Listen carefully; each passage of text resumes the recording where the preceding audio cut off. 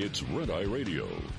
Gary McNamara and Eric Harley talk about everything from politics to social issues and news of the day. Whether you're up late or you're just starting your day, welcome to the show. From the Uniden America Studios, this is Red Eye Radio. Hello and welcome. He is Gary McNamara. I'm Eric Harley. It's a Thursday. Get used to it. Gary, how are you?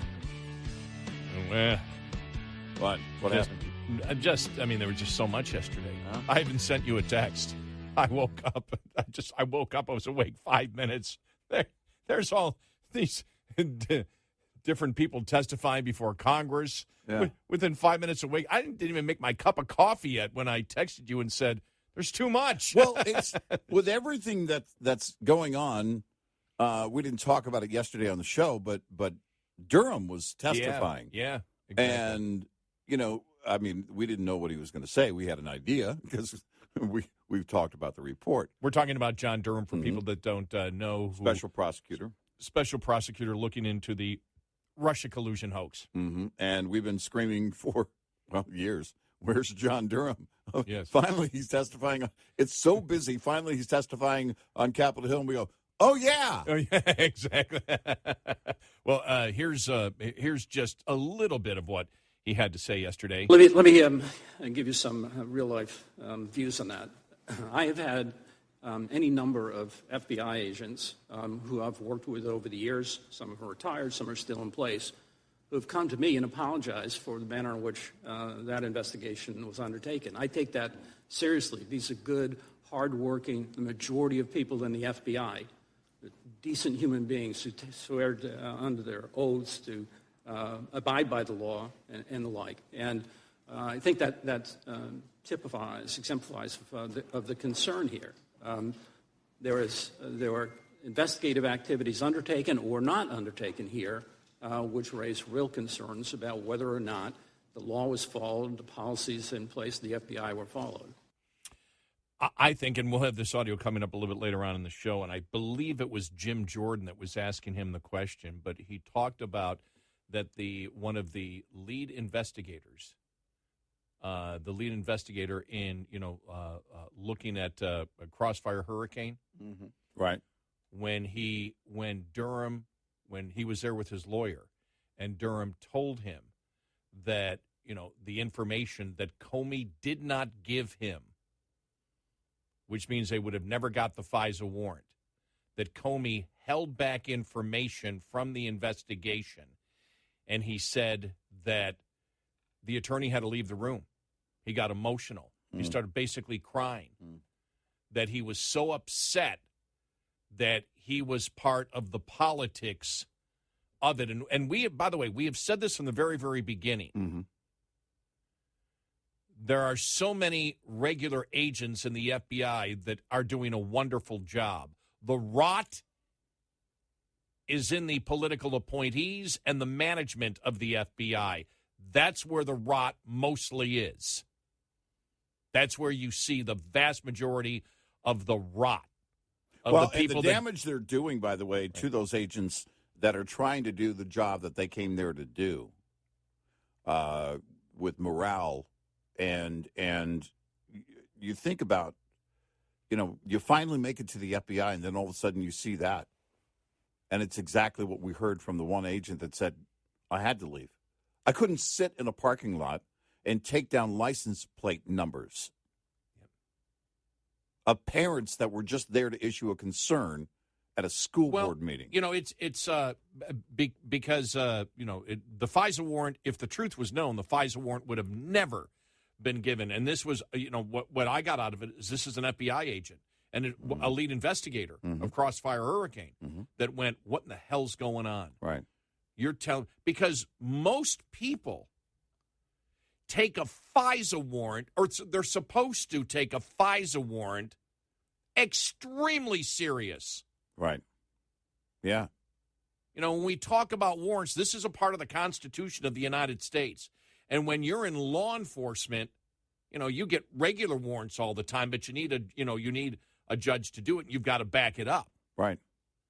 And you can actually find out what's in a warrant, and the person when you serve that warrant, they get to see what's in it and why, this warrant is being issued, to do something. Mm-hmm. Secret warrants are not. Secret warrants are an exception to the Constitution based on national security. Right.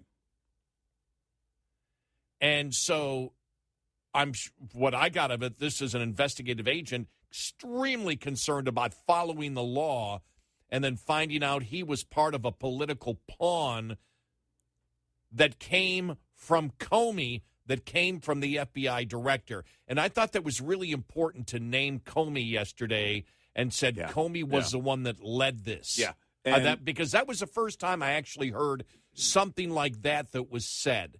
That was said that, right. Not that Comey didn't do wrong, but Comey was involved in, because remember Comey on the whole thought, well, FISA warrants are extremely rare, so we all know what's going on in the care that's taken. Excuse me, I'm sorry. Blah, blah, blah, blah, blah, blah, blah, blah, blah, blah, blah, blah, blah, blah, blah, blah, blah, blah, blah, blah. A higher loyalty. Yeah. So we'll get, now the incredible thing is, and we'll talk more about that in detail because we have longer audio cuts and everything coming up on that yesterday. But what I found incredible was the day that the House censures Adam Schiff. It's the day that he comes back with the only thing, the only thing, because remember, he was saying that the intelligence shows there's not just circumstantial evidence, there's hard evidence that Trump colluded with the Russians, that he colluded with the Russians. So what does he bring up to Durham yesterday? On the day that he gets censured for telling so many lies about Russia collusion when he was the ranking member of the House Intelligence Committee and then the head of the House Intelligence Committee. We always said something should happen to him. He should be punished. Kevin McCarthy, again, took him off the House Intelligence Committee, as he should, because he lied to the American public about what the intelligence said about Trump and Russia collusion. And he lied consistently, and he said that the intelligence that, only he and others were privy to see on the House Intelligence Committee showed direct evidence of Trump colluding with the Russians. That was a lie. That was a lie, and he carried it on for, a couple of years? Yeah, for a couple of years. And then when finally, who in the media finally asked him to be specific about what evidence he had that Trump colluded with the Russians, and what hard news program in the mainstream media finally asked him the question? The View. Think about this. The Easter Bunny, Al Roker, and The View have done more journalism. And we don't like The View. We're very clear. We don't like The View at all. But we like the Easter Bunny. Oh, I love the Easter Bunny. Come on. What's not to love? The Easter Bunny with more journalistic principles than the mainstream media. I like Al Roker. Look, he was a Seinfeld regular. Oh, yeah, he was in there. Yeah, you get a lifetime pass. I don't care what he says from here on. You get a lifetime pass. But we were breaking that down in the pre-show meeting. Think about this. Of all the media that had a face-to-face with Adam Schiff, who's the first to actually ask him the question, what's the evidence? Right. Because he didn't go on conservative media. No. So they didn't ask him on the mainstream media. Right. It was The View. It was The View. and his answer was? The Trump Tower meeting. Yep. The meeting with Trump Jr., Donald Trump Jr., and Veselnitskaya, the Russian lawyer. And so it was, and that, Donald Trump Jr. went there to get information and dirt from a Russian on Hillary Clinton. Right. And Durham, well, yeah, but he didn't get anything. Right. Even Donald Trump Jr. talked about it and said, no, yeah, that's what we were there to do. I mean, you're going to we talked about this with Hillary. If we're just talking about getting dirt on your opponent, that's the way it works. You may not like that. A lot of people don't like that, but that's what they do. If we're talking about getting, or they call it oppo research, dirt on your opponent, that's one thing. I talked to Justice Alito. Yeah, exactly. We'll get to that story later on, too. Then when you apply it, and it's false information, bad dirt, as I call it, and you apply it, and all of a sudden it's the leverage for your FISA warrant, now we have a problem. Yeah, now there's a problem. So, I mean, but what I found amazing was Schiff, this wasn't just one time he said it. He said it over and over again for a couple of years that he had the evidence that Trump actually colluded with the Russians. Yeah. Well, to collude, you actually have to talk about getting dirt on someone. Right. Yeah. You know, you have to talk about or you have to break the law in some way, or you have to be getting dirt. Well, they never got any dirt at that meeting. Donald Trump Jr. walked out. There's no. It's like, well, but he was attempting to collude. Right. That's not what you said. You said he colluded with the Russians to hack and or change the outcome of the election. There's no evidence, and the only evidence you're bringing up. And so years later, because he's had a couple more years to think about it, and that's the only thing that he still has that he confronts Durham with, I'm like, that's mind-boggling. Talk about being unprepared. If you're going to make that, if I'm going to make that type of allegation that I know was a lie, I better have 3 or 4 other lies that I can back it up with. Right. He didn't even have 3 or 4 other lies. He stuck to the same thing. Right. I mean, he didn't try and say, well, they also met somewhere else and nobody knew about that. Because the Trump Tower meeting, remember how that was going down. And then Donald Trump Jr. said, oh, wait a minute. If you guys want the emails, here's the entire chain of emails. Right. And he published them on social media. Here it is. I got nothing to hide about the meeting. Nothing. Yeah, that's why I was there. And we ended up talking about adoptions, and then the meeting ended, and we were done. And Schiff didn't even try. That's a great point. He didn't even try. If you're going to go for a lie, don't go for a lie where everybody's already vetted that. That exactly. They've already vetted that one. They already vetted that. There was nothing there. All of the reporters in New York, I mean, it was in New York, all of the liberal reporters in New York had a shot at that repeatedly and vetted it. There was nothing there. We would have known. So why didn't you just make something up? Well, the fact of the matter is he did make something up. He made up something and then just had to find an exit ramp on The View. You think he's sitting there going, oh, my gosh, of all the people to ask me, then it's Whoopi? Then Representative Johnson from Guam, didn't even, he looked to Durham and said, you didn't even get an indictment on Hunter Biden. Yeah. Well, we weren't investigating him. I'm like, oh, my God. Yeah.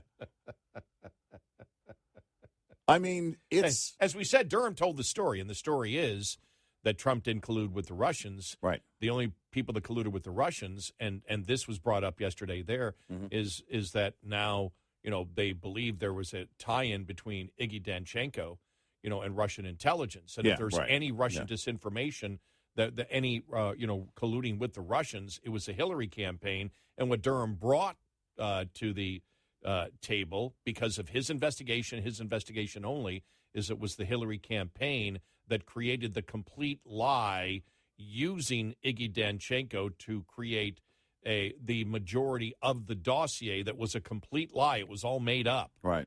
It was all made up, but the main author of it, Iggy Danchenko, had ties to Russian intelligence in the past and ties to the Democratic Party by being with the liberal think tank. Right. At one time being with the liberal think tank. Right. And that's what he brought to the table was Trump didn't collude with the Russians. The Hillary campaign did. Right. And that came out yesterday, which, again, was a good thing because the American people need to know that. And we said that from the beginning of the Durham thing. I said what we want is the story that's told. Right. We want the story. We want the truth of what happened. We have the truth of what happened. Right. And if nothing else comes from it, then we know the Right. story. Yep. And so we know that the Democrats created a lie about Donald Trump and then kept it going. Right. And Adam Schiff, who was, I think it was appropriate, he was censured yesterday because he still continued to promote something. I was laughing. It's like, I can't believe he's still promoting something that, well, this is where he was colluding. But they didn't collude because there was no collusion. Right. Unless you want to say they colluded on adoption. Right. Yeah, right. On Russian adoption. Right. I mean, Yeah. if that's what's the colluding on it. But, I mean, it was so pee poor. Yeah, it really was. So we got a bunch of stuff coming up because the Fed chair testified yesterday. Interest rates, he said, are going to continue to go up. Yeah. So we'll get to that. Riley Gaines testifying, and just some incredible, I mean, these people promoting the radical transgender movement, wow, they were exposed yesterday big time. Yeah. We'll have more of that coming up. A ton of things. The latest on the sub and more. Yeah. 866-90 Red Eye. Every driver knows the cost of replacing tires is a major expense. What if you could save on tire costs without sacrificing performance or safety? Consider retreads, a sustainable, cost-effective way to rack up your miles. Retreads have a reputation for causing that rubber debris or gators found on the sides of the highway. However, studies show that 68% of the tire debris collected on the highway comes from new tires, not retreads. The reality is that retreads will wear at the same rate as new tires if you don't properly maintain them. Retreads are still a major investment and require engaged maintenance practices. This report is brought to you by Shell Rotella. Shell Rotella, with advanced synthetic technology, is designed to help keep your rig running with more mileage and less maintenance. Get in touch with Red Eye Radio, toll free at 866-90 Red Eye.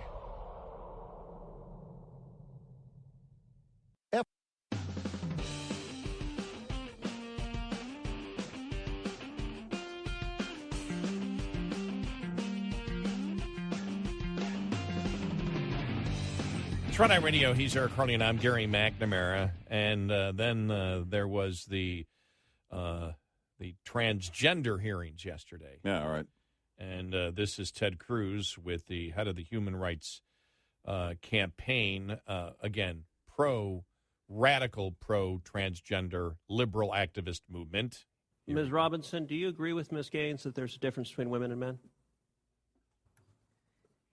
If the question is about trans women, I'm just asking, is there a difference between women and men? what I can say here is that the NCAA has rules in place. They've had rules in place for the last decade, and when this competition happened, I'm going to try again. The rules were clear. Do you believe there's a difference between women and men? It's a yes/no question. Do you believe there's a difference? Oh, I think that we're talking about this case with the NCAA. No, I'm asking a question. Do you believe there's a difference between women and men? Most people could answer this very simply. I'm curious if you're willing to do so. Oh, absolutely. I'm just putting it into the context of the conversation that we're having. I think that there are definitions related to sex. Is but that I a also yes? think So I'm that trying to get a yes or no. I'm not trying to get a speech. Is there a difference between women and men? I mean, this is what you're dealing with. You noticed something yesterday? Durham answered questions. Yeah, he did. Durham, no matter what you think of Durham, Durham answered questions. Durham gave answers to questions that he was asked. Yes. He was measured in how he did it. He was very selective in terms of his language, because you can tell, all right, he knows what his role is. And he knows why he also knows why he's there in front of lawmakers. Right. And he was very selective about how he phrased it, but he answered the questions. Well, he answered the questions his answers were to the questions that he was asked. Yes. And if they were off topic, because there were a lot that were off topic, that was not what he investigated at all. And he made it clear, I didn't investigate that. Yep. But he answered the questions.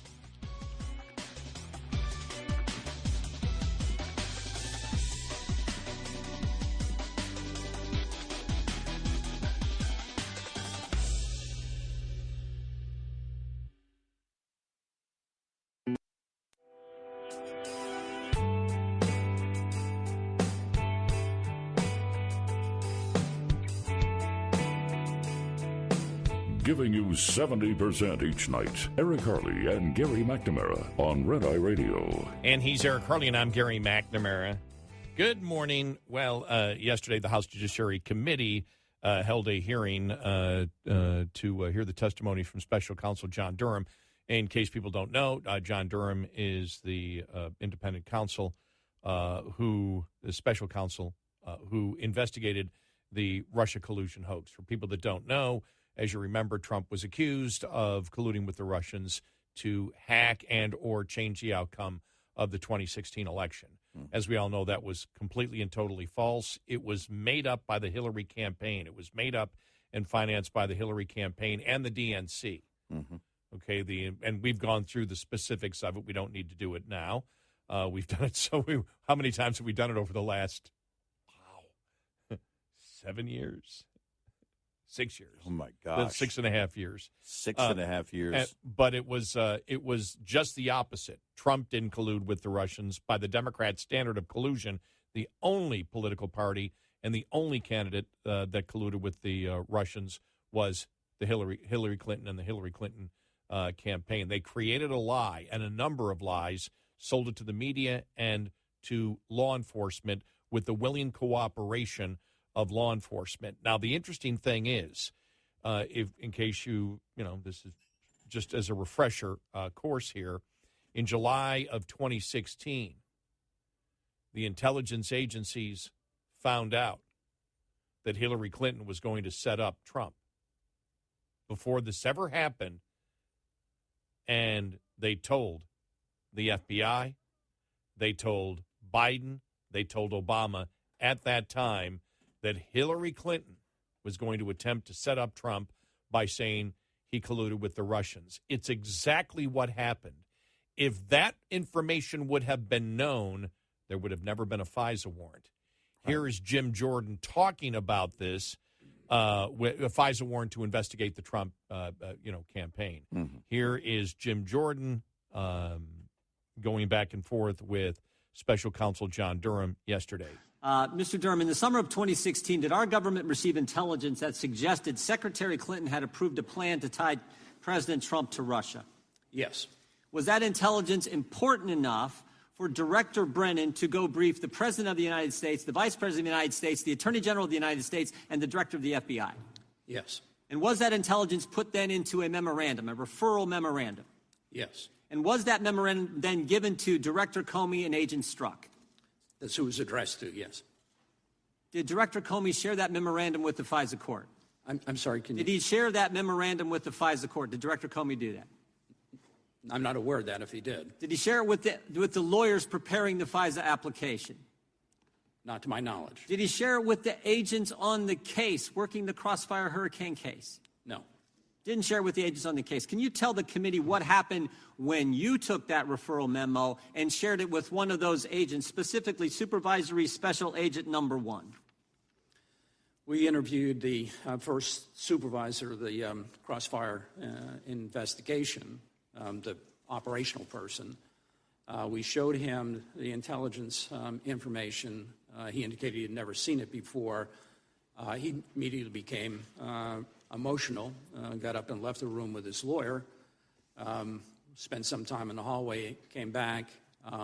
He was ticked off, wasn't he? Yes. He was ticked off because this is something he should have had as an agent on the case. This is important information that the director of the FBI kept from the people doing the investigation. The information was kept from him. Who's Charles Dolan? Charles Dolan is a public relations person here in Washington, D.C. He had prior involvement, professional involvement with Russian government, representing Russian government interests. He was a person that was associated with Igor Danchenko. He was also buddies with the Clintons, wasn't he? He had held positions when President Clinton was president. In their campaign advisory to Secretary Clinton's presidential campaign, executive director of the Democrat Governors Association. That's the same Charles Dolan we're talking about? Yes. Yeah, and wasn't he also a key source for information in the dossier? He provided some information that was included in Ritz-Carlton the dossier, stuff, the Manafort stuff. In the Crossfire Hurricane investigation and the Mueller investigation, when the FBI interviewed Mr. Dolan, what did he have to say? To my knowledge, they didn't interview Mr. Dolan. They didn't interview this guy? source for the dossier? Key information in the dossier? Buddies with the Clintons, and they didn't talk to him? No. I mean, we report on that because even Christopher Steele in October 2016 identified Dolan as somebody that might have information. I find it interesting they didn't talk to him. There you go.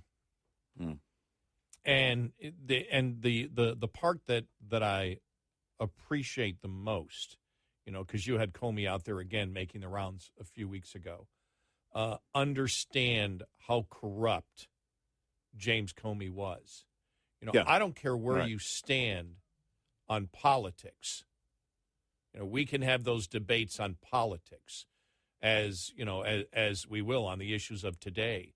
We'll talk more about Riley Gaines, and that political issue where the left is trying to say that a biological man could be a biological woman. Mm-hmm. We'll have those debates. Mm-hmm. When it comes to criminal justice and when it comes to law enforcement, I want law enforcement to do their damn job, which is the fact that you investigate and you look for wrongdoing, but you don't ignore evidence. And I don't care what kind of a warrant it is, you don't ignore. It'd be interesting if you had evidence for a regular warrant and didn't tell the judge what would happen to you. Yeah, if you were a police officer on a regular warrant and kept out the evidence where the judge would have never given you a warrant. But in this case, as we know, it wasn't just somebody in middle management. It was the head of the FBI that knew that everything that was going on was bogus. How do we know? Because he didn't give that information to the investigators. They did not give that information to the FISA court. Well, go back to the white paper. Remember the white paper when those two agents were investigating the white paper. This goes back to the Sussman. This is a lawyer for Hillary Clinton. That white paper, as they were going through it, two agents were looking at it saying, this is bat soup crazy. But upper management at FBI said, nope. Yep, same thing there. We're going to take it and run with it. Yep. This was the culture. There is a very clear pattern of behavior of the culture at the top of the FBI. It was the rot of Comey and Strzok and others in the FBI that they didn't give a damn about the law. No, they didn't give a damn about proper law enforcement investigative procedures. Nope. They didn't care about the fact that, think about this, they went for a FISA warrant knowing that if the court knew what the truth is, they'd never get the warrant. Right. That's the kind of rot that exists, and that's the kind of rot in James Comey and Peter Strzok. Yep. And their justification is, well, it's Trump. I don't give a damn if it's Trump. I don't give a damn if it's a Democrat. No, that was their attitude the entire time. Right. Remember when Strzok was, or when Comey was on Capitol Hill, and he talked about sending agents over, one of them, Peter Strzok, to talk to the incoming National Security Advisor, Michael Flynn. Well, they were new. They didn't know that we should have gone through and should have contacted White House counsel in order to set all that up. They were new, and we knew that, and we sent those agents over anyway. This was a very clear, deliberate, consistent attack on someone they didn't want to be president, and once he was president, they were going to keep going after him. Now we know, as you could see yesterday, all Democrats were okay with it. Yeah, they were. Right, because it was Trump. All Democrats were okay that Comey and Strzok did not follow the proper FBI protocol in an investigation and got a secret warrant on false evidence. Right. Every single Democrat is in favor of that if it's their political enemy. How do I know that? Because nobody has spoken up against it. No, they haven't. I haven't seen one Democrat say, my God, what Durham discovered is extremely uncomfortable. We cannot have an FBI like this. Not one. Nope. And so they don't care. And by the way, in the FISA court, the law was actually broken. Mm. You can't do that. You can't sit there and knowingly go to the FISA court for a secret warrant. Yeah. And know that you're not giving them all the information, including the exculpatory information, that the FISA court would have absolutely refused to give that secret warrant. Secret warrants used to mean something.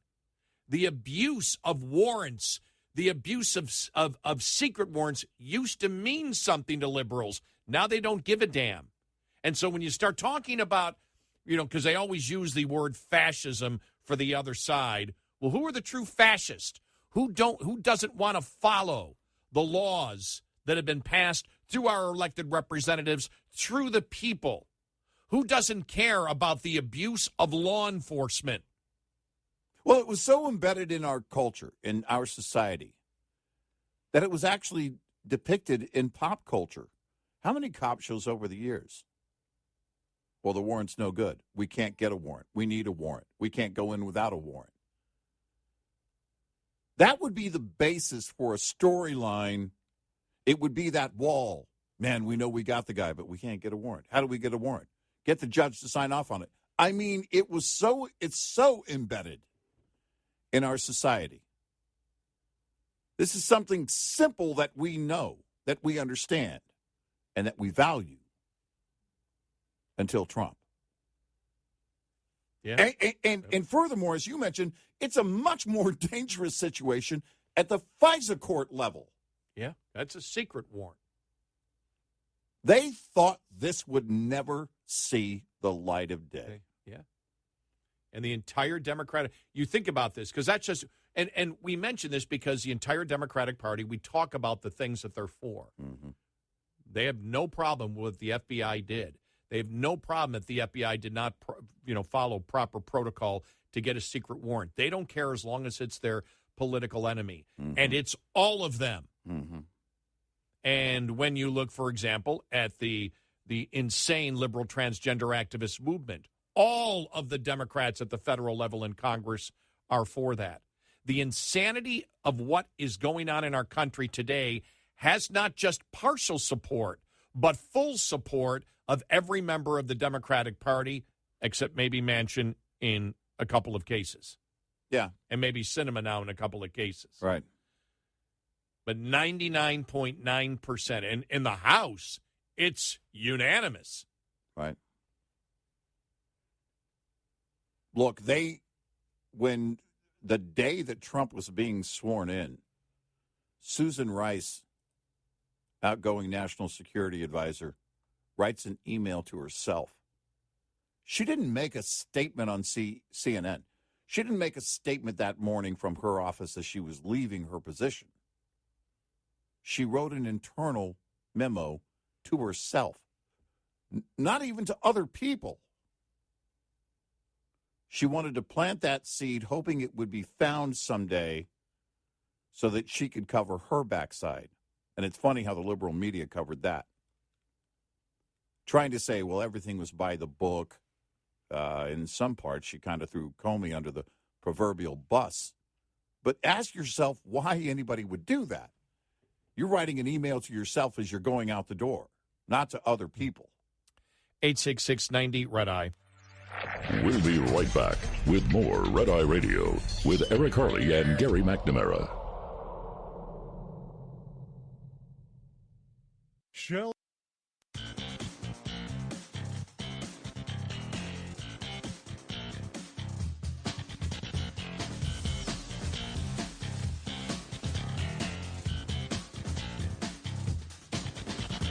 It's Red Eye Radio.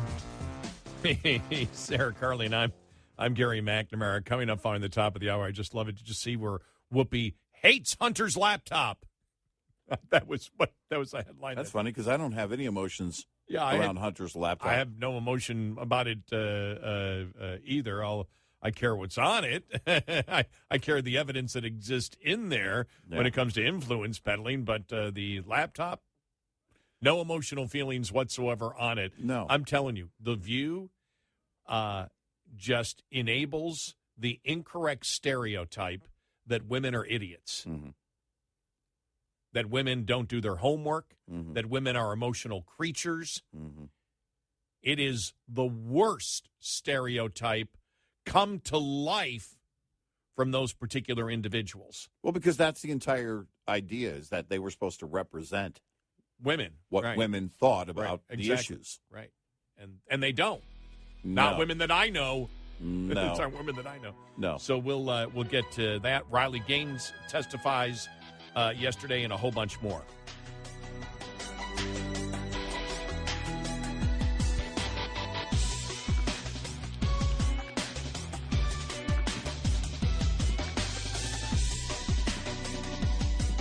Top of the Hour News is brought to you by House Products. Visit houseproducts.com. This is Red Eye Radio on Westwood One.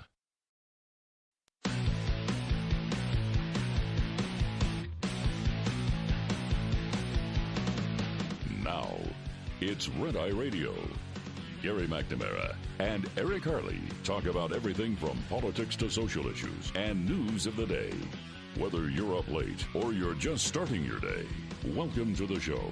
From the Uniden America Studios, this is Red Eye Radio. All across America and around the planet, we're Red Eye Radio. He is Eric Harley, and I'm Gary McNamara. Morning to you. Morning. Summer now, officially. My gosh, yesterday was oppressive. I caught the lawn again. All I'll say is this. I had 3 shirts. Yeah. I had to wear. I'm telling you, the humidity was, thank goodness the sun wasn't out.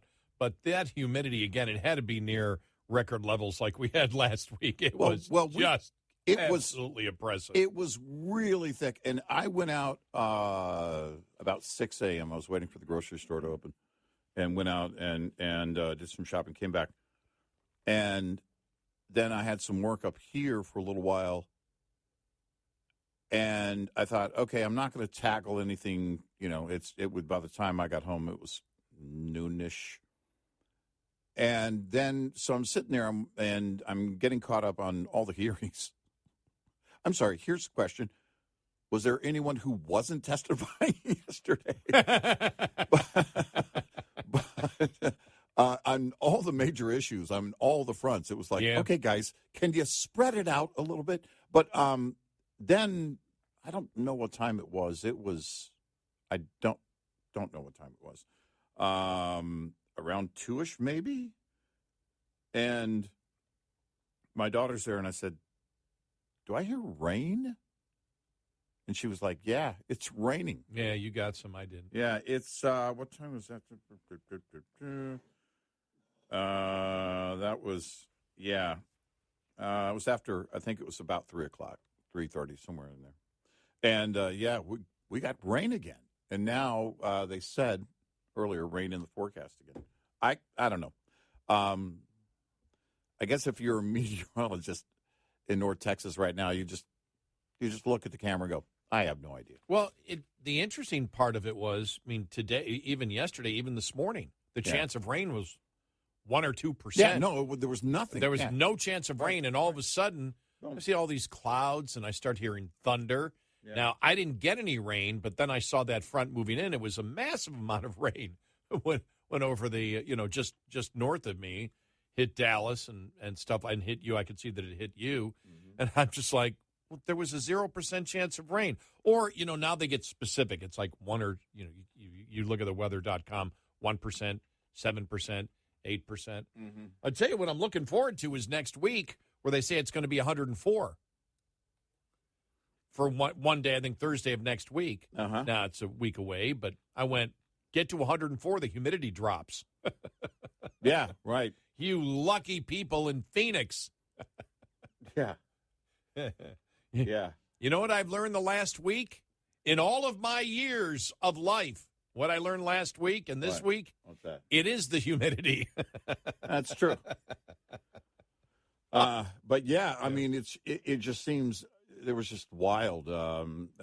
We did get some reports coming out now here in the last couple of hours that a tornado struck small town of Matador, Texas, Wednesday evening, destroying some buildings, flipping some big rigs. This is out in West Texas,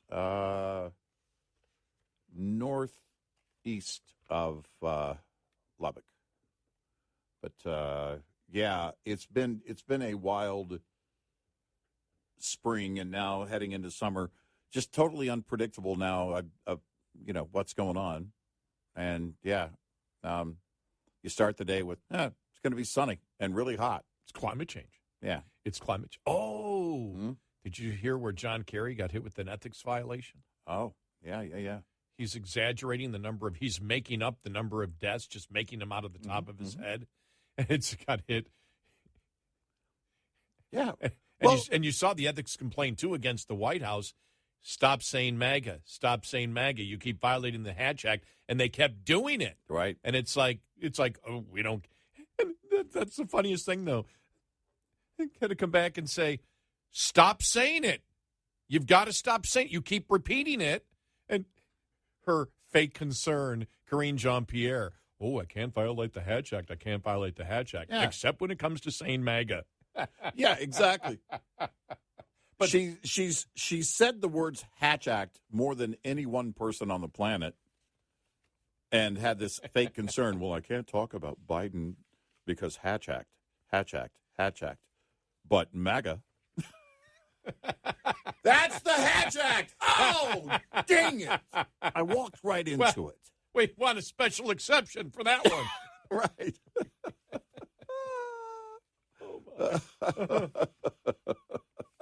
I'm telling you. Oh, my gosh. It is so vibrant. You know, it's funny because yesterday I was doing some work up here, had some errands to run. You texted me, and I was like, I've been watching it, listening to it in my truck and the whole thing. The world doesn't give me enough time to do my things. I can't get anything done. I can't run any errands. And that's why I texted you, because I had just woken up. Yeah. And I grabbed my and funny thing is, normally I have my reading glasses, right next to the bed, so I grabbed my phone and started looking at it, and I didn't have my reading glasses, so it's like, I got to get up. So I got up, started making coffee, just sat down as the coffee is, brewing. And I just look at the phone, and I go to YouTube. Mm-hmm. Because that's where I first go. I go to YouTube to see, because the websites I have, Forbes and Fox and everything else. And I'm just seeing, oh, wow. Oh, okay. The Fed Chair's testifying. Oh, Durham's testifying. That's right. Oh, Riley Gaines is testifying. Okay. What's going on with the sub? Okay. Whoopi's upset. Whoopi's extremely upset. Oh, wait a minute. Claire McCaskill. Oh, hold it. Apparently she is a crazy Democrat. I mean, just all these different and by the way, the reason I say that is because she's trying to frame. We'll see if I can get the audio. It just popped into my mind now. But the former senator from Missouri is saying it's just terrible what the Republicans are doing, because this guy, he's unfortunately, it was his addiction. Yeah, we knew that they were going to do this. Yeah, we knew this. We said it back then. We said, look, when it finally comes down, whatever the charges are going to be, they're going to try and carve him out, Hunter out as see, he had addiction problems, and his father stayed by his side the whole time. Unconditional love from his father. That's exactly what I mean. Yeah. That's almost his father also has apparently unconditional love for Eva Longoria. Oh, that was He's got a lot of this. That was unconditional. Was that here's creepy. Here's the thing. Yeah, that was it was just so cringe. And that's the thing, is that there's a difference between unconditional love and not knowing boundaries. Here it is.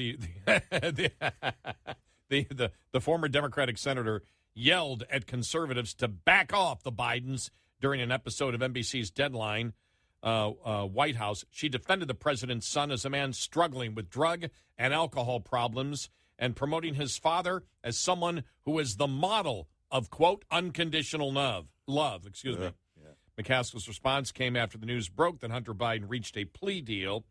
The president's son pled guilty, as we know. McCaskill began her criticism blasting Republicans not satisfied with the deal. I don't know what America they live in, and I don't know how they sleep at night. Alcoholism and addiction are probably the most pervasive diseases in America. I don't know of one family that hasn't been touched by the pain of the diseases, and it's particularly painful when you have someone who you love unconditionally that is suffering from these diseases. I know a lot of families that have been touched by alcoholism and drug abuse that didn't do what Hunter did. Oh, so do I. In fact, I would say... I've talked about... I think I can say this clearly. None of them did what Hunter did. I've talked a lot about a significant portion of people that I know, many people that are close to me that are in recovery. Mm-hmm. Mm-hmm. And believe me, I know a couple of people in particular that I've been very close to. I had one of my best friends die. Mm-hmm. Back in 97, 36 years old. Mm-hmm. Died of cocaine overdose, crack cocaine, did crack. Mm-hmm. Knew he was into it, couldn't hang around with him anymore. Yeah. I think I've told this story. This goes back, I think, probably to 93. I remember walking in his house one day, and he had a record album out. And there was a pile of cocaine. And I just went, what are you doing? And he just said, oh, don't worry. I'm only selling it so I can have my own stash. I went, I'm out of here. Didn't see him for a couple of years. And finally I was leaving. It was probably about a year. And I was leaving town to go for another job, and I was in the area. And I said, I'm going to go by his house. He was a good friend, really good friend. And I went by his house, and he had his wife was gone, kids were gone, no furniture in the house, mattress. It's almost like it was a made-for-TV movie in my mind, Yeah, right. And mattress, TV with a coat hanger as the antenna. Mm-hmm. And I went in, he's just smoking a cigarette, looked beaten. He says, I've lost everything. The house will be gone next week. Not sure what I'm going to do. And I was getting ready the next day to move out of town. Mm-hmm. I said, and this was even before cell phones. Right. So the next time I heard from him, I knew his mother. I'd known his mother first, actually. Became friends with him afterwards a long time ago. And I heard that he had moved back with his mom and had cleaned up his life and everything else, and he hadn't. And he was out of work. He was at work one night and went in the bathroom and did a hit of the crack, and his heart basically. To this day, his mother has never told me the truth on it. I had to find it out from somewhere else. And it was one of my biggest moments. It was one of my biggest successes. I was just about to get on a plane, and I did have, this is a couple of years after that, where I was getting on a plane for an interview for a job that would really change my life. Mm-hmm.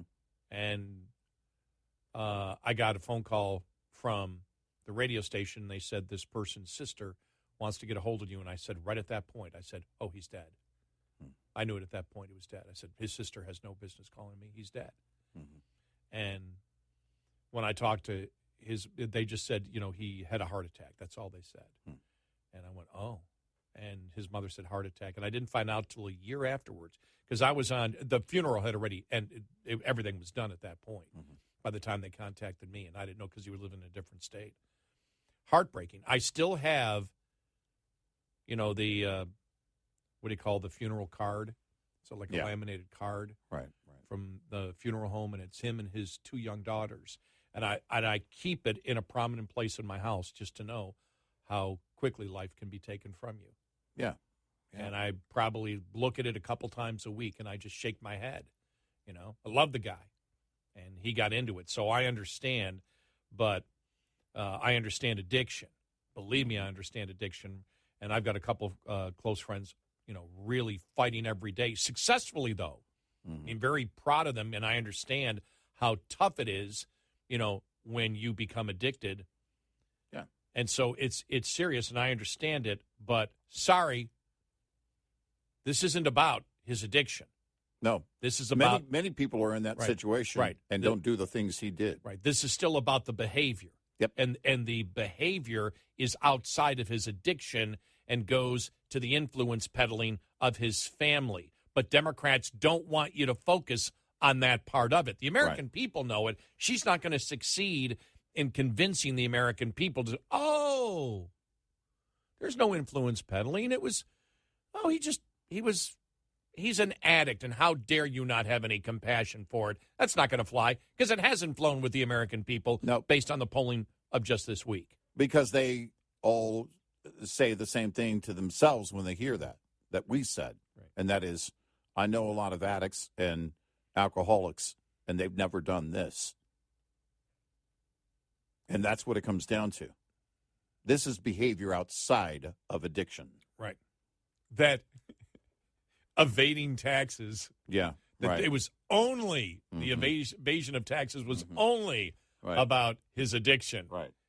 No, it wasn't.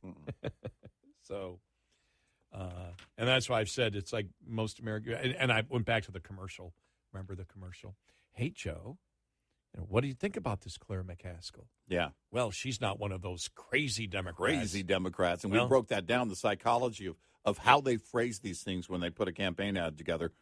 And they phrase it because that was a word they were hearing back in their research. And now she's becoming, or always has been, a crazy Democrat. Yep. Yeah, she's looking to get back in. Well, she's lying about the concern. Yeah. Because probably every single person knows somebody who's in recovery right now and the challenges that they face. Oh, sure. Everyone. Well, I mean, what were the numbers during COVID of how many people were working from home and drinking while they were working from home? It's like half of the people were, according to the study, were drinking while they were working from home. If you're doing that on a regular basis, you may not think you're an alcoholic, but you have a problem. Yeah. So you do. We all have people that we know that have problems or had problems, and they didn't do this. No. So it was really, it's really poor because, again, when you see the American public, and the thing is 83% understand, because 83% want that document, the bribe document, to be released to Comer, even the vast majority of Democrats. Right. And we believe that's because they want Biden out. Yeah. Well, why do the Democrats want Biden out? How dare you not have compassion for his addicted son and the cognitive problems of the president? Yeah. We can play the game. Sure. 866-90 Red Eye. Smart owner-operators make every single week as profitable as possible. One trip is not enough time to be considered profitable or unprofitable, and an entire month may be too much time to manage. 1 week is the right amount of time to deal with efficiently. To do so, look at the advantages and disadvantages of every day of the week. Match trip length to the optimum day of the week. Plan to deliver on the day you have the best opportunity of getting a load. Your personal weekly plan will vary depending on the weekly delivery flow cycle of your region, typical length of haul, personal requirements, and other factors. What's important is to have a specific weekly plan that helps you be successful. Owner-Operator Business 101 is provided by Shell Rotella with advanced synthetic technology. For more information, go to overdriveonline.com to the Overdrive's Partners in Business section of the website for more detail on Business 101 and many other topics. Coming up, more with Gary McNamara and Eric Harley. It's Red Eye Radio.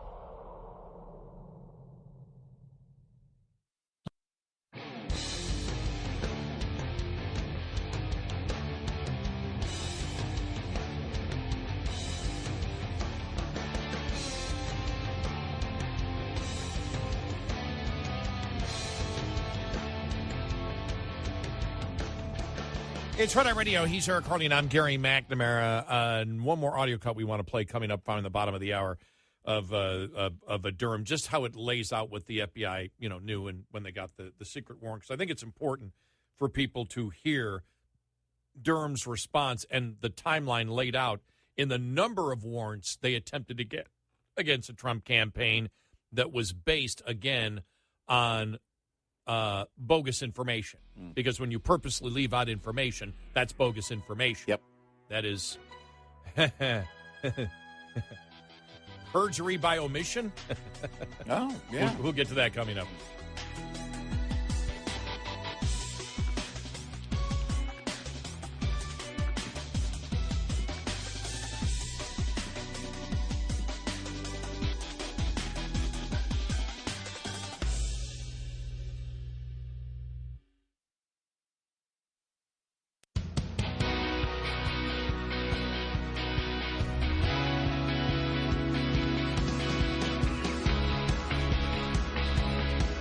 You're listening to Red Eye Radio from the Uniden America Studios. And he is Eric Harley, and I'm Gary McNamara. Good morning. Let's play one more piece of audio. This is, I thought it was done, then I saw the Chip Roy back and forth. And Chip Roy lays out the problem of what happened and the problem with the FBI, because this leads up to the FBI that we currently have today, and the two-tier justice system, which, again, after the deal with Hunter Biden is just so clear. And when it comes to the document, as we all know, the bribe document and what's going on there, it's a concern to the American public. The American public, the polls show it. The American public knows what's going on, and they don't like it. But here is part of the back and forth as Chip Roy goes through the fact that the entire thing that we went through with this country for such a long time, which was that Trump colluded with the Russians to hack or change the outcome of the election, was false. Yeah. Completely and totally false. And that was the Hillary Clinton campaign that set him up. And the fact is, everybody knew the Hillary campaign was going to set him up. Everyone knew. Obama knew. Biden knew. FBI director knew, which was Comey. Attorney General knew. They all knew. And they knew months before. They knew in July of 2016 that the Hillary campaign was going to attempt to set up Trump by claiming that he was colluding with the Russians. They even knew how she was going to do it. And she did it. And 4 FISA warrants were issued based on false information against the Trump campaign to investigate that would not have been issued if the FISA court actually knew the truth. Right. And the FBI and Comey kept the truth from the FISA court. Right. Here's the back and forth. Executive branch. Yeah. Gentleman's recognized.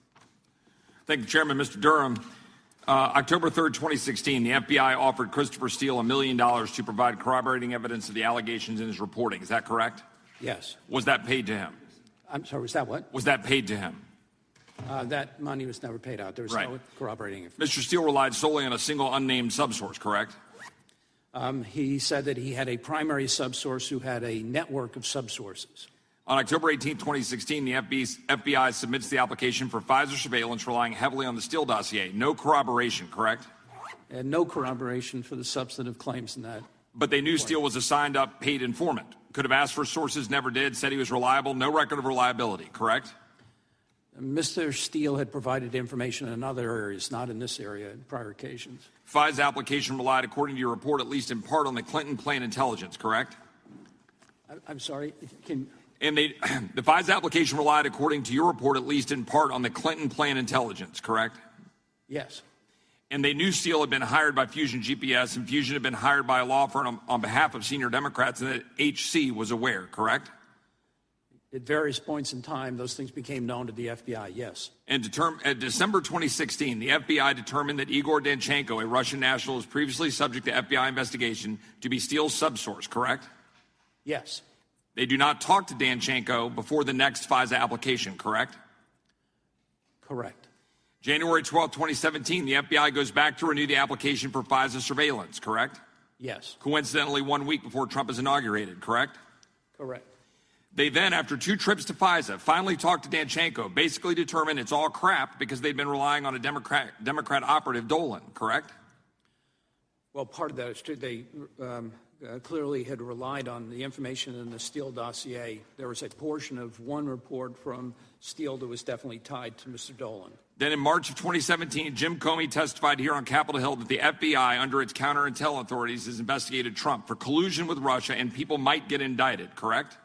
Correct. Is it normal for the FBI director to talk about FISA-related investigations publicly?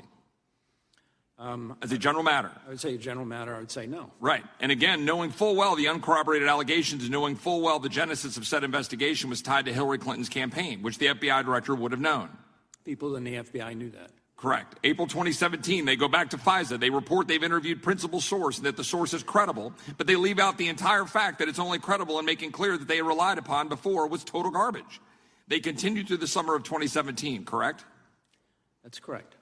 Under federal law and FISA rules, once they know there's an error or some material fact is incorrect in previous applications, you're supposed to correct that, right? That's correct. Was that done here, yes or no? Not at the time. Was Deputy Director McCabe in charge of this investigation? Deputy Director McCabe had direct involvement in the investigation. Was Deputy Assistant Director Peter Strzok heavily involved in the investigation? And was FBI Director Comey briefed on the investigation? The evidence that we came upon was, they were definitely. This is driven by the 7th floor. Each FISA application is a verified application, and there's a Woods file with every factual assertion kept in a file, correct? Correct. Is it reasonable to believe that senior FBI leadership, and indeed senior leadership at the DOJ, did not know all these failures to ensure truthful facts were used for each FISA application, an application directly focused on an American presidential campaign? Is it reasonable to believe that the senior FBI leadership, and indeed senior leadership at DOJ, did not know these failures? I would distinguish between what the FBI knew and what the Department of Justice knew. So FBI leadership knew it? The FBI, people in the FBI knew this information. Not everybody knew everything, but they had all of this information. So 2 final questions. In the fall of 2021, our colleague, Mr. Schiff, said in an interview, but at the beginning of the Russia investigation, I said that any allegations should be investigated. We couldn't have known, for example, people were lying to Christopher Steele. Is it remotely conceivable that the chairman of the House Intelligence Committee and the lead prosecutor of the impeachment of President Trump was uninformed that this investigation was kicked off based on a Clinton campaign Democrat-funded report with a witness, Mr. Steele, claiming facts that were uncorroborated and that ultimately came from a subsource, a Democrat operative, Mr. Dolan? Is that conceivable? And is, in fact, there evidence out of the House Intelligence Committee that directly contradicts that and that he did know, in fact? I wouldn't know what Mr. Schiff would know, but at the time. Finally, a final question. Okay, and that was, that was going after Schiff at that point. Right. The thing is with Durham, he's only going to answer questions that deal with him and what he knows. Right. If you ask him to speculate, and that's what Roy was trying to do. Right. Did Schiff? Well, of course, Schiff knew. Yes. But the fact is, he's, as an investigator, as a proper investigator, he said the correct thing. I don't know what he knew, but he's going to give a measured response, as an investigator should give a measured response in any setting like that, because you can't read into the mind of what somebody or know what someone knew at that time without something to indicate that clearly. And this is what I was talking about earlier, is that what you hear from Durham is what you didn't hear from Comey. What you hear from Durham is what you didn't hear from people like Peter Strzok. And that is the language that investigators use and the answers that their measured responses that they would give if they were doing a proper investigation.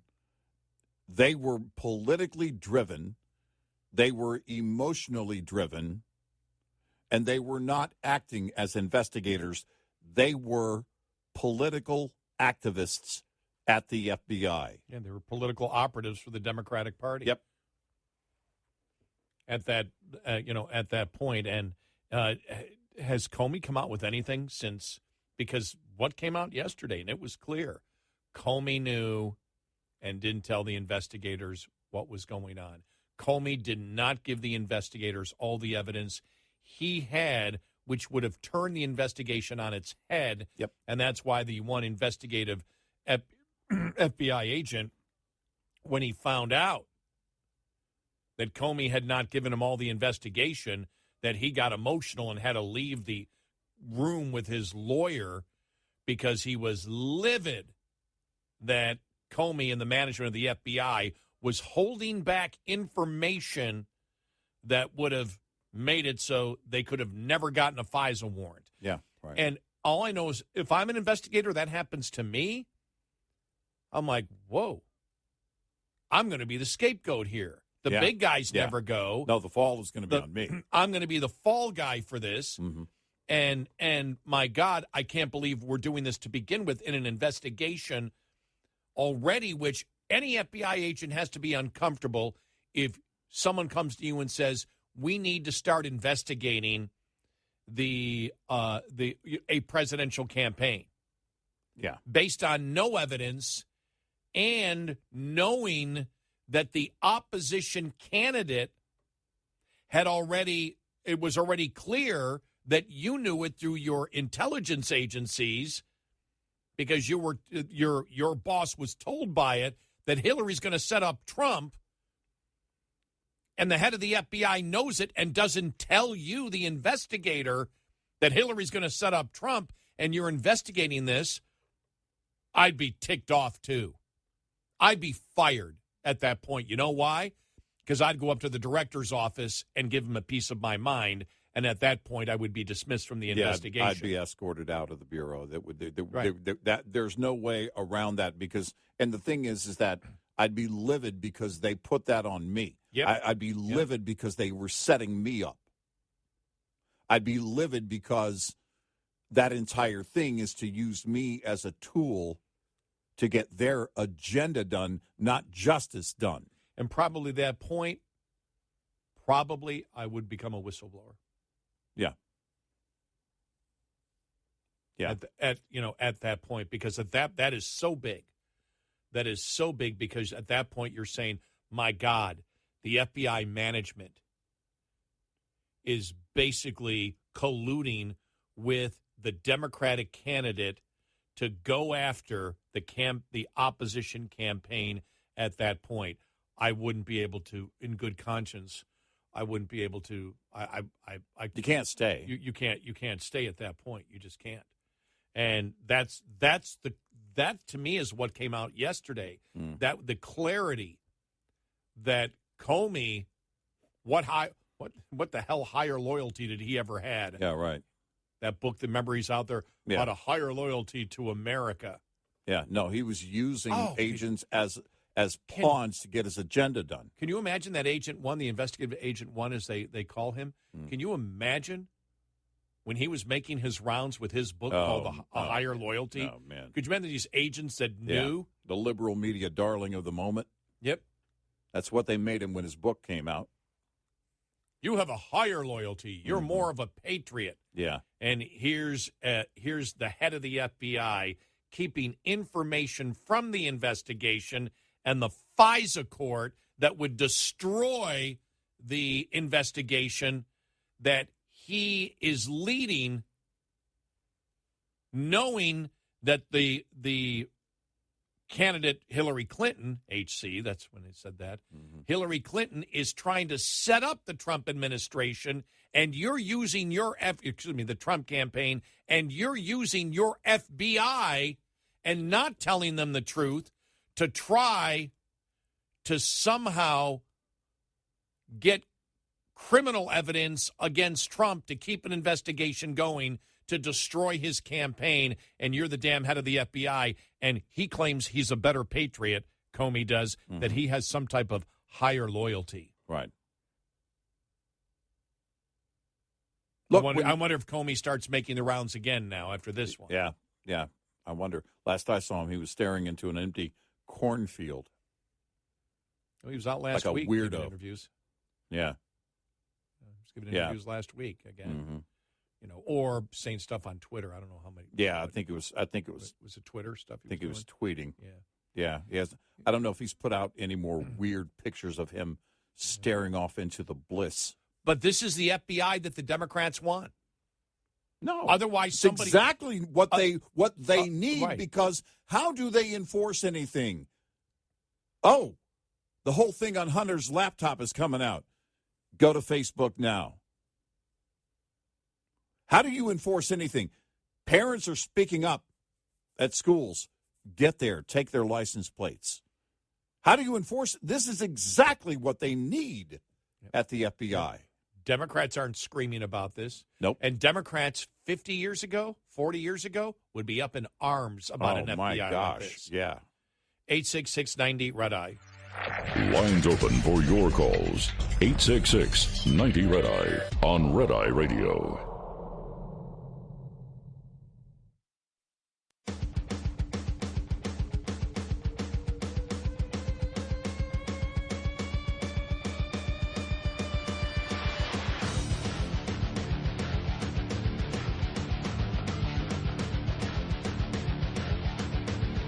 It's Red Eye Radio. Hey, Sarah Carly and I'm Gary McNamara. Just laughing here because this headline, CNN's Clapper, James Clapper. I don't regret Hunter laptop letter. I haven't seen proof Russians didn't mess with laptop. Okay. Yeah. All right. Fine. Yeah. I haven't seen proof that, and here's the thing.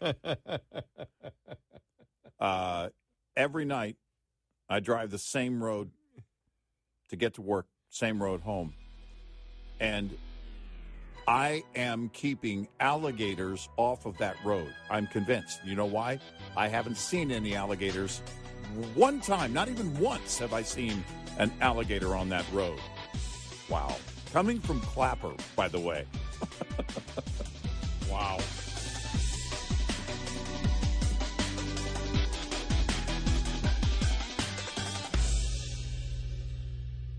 This is Red Eye Radio on Westwood One.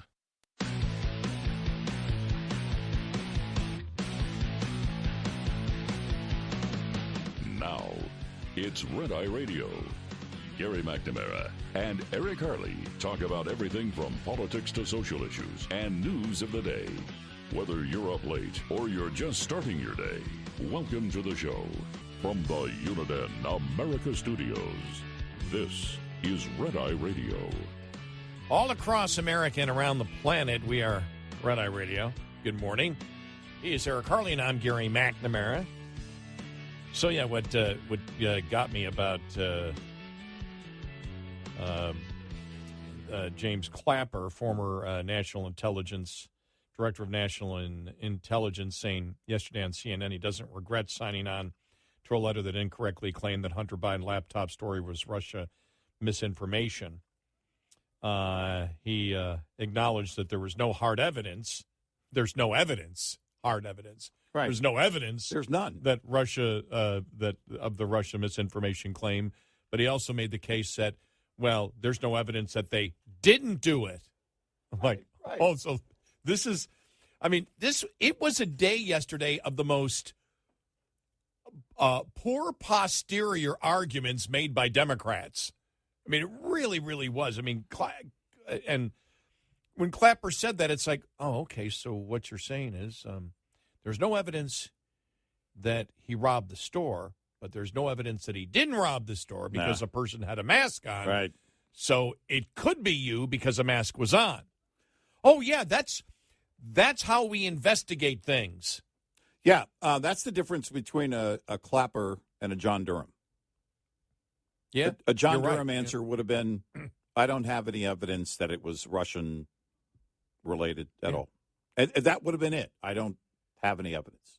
And so when I saw that, like, wow, Clapper, Adam Schiff, still trying to I mean, the thing is, it's for Schiff, though, it's so incredibly bad because he has had years to think of better lies. Yeah. And he still hasn't come up with a better lie. Yeah. And so it's like, well, no, the evidence of collusion was the Trump Tower meeting. Mm-hmm.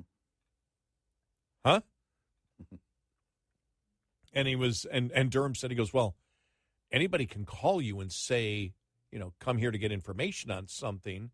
And obviously that wasn't the case, because Trump Jr. went there and then left. Why? Because they were talking about adoption. There was no dirt. There was no communication. There was no, and so you're saying, well, there was attempted collusion that didn't, never provided any results. You didn't say that. You said that was your evidence of collusion. Yeah. That Trump colluded with the Russians, and that so far, that was the first piece of evidence he gave to that investigative crew from The View. And it's like, well, nothing. You have to complete a transaction.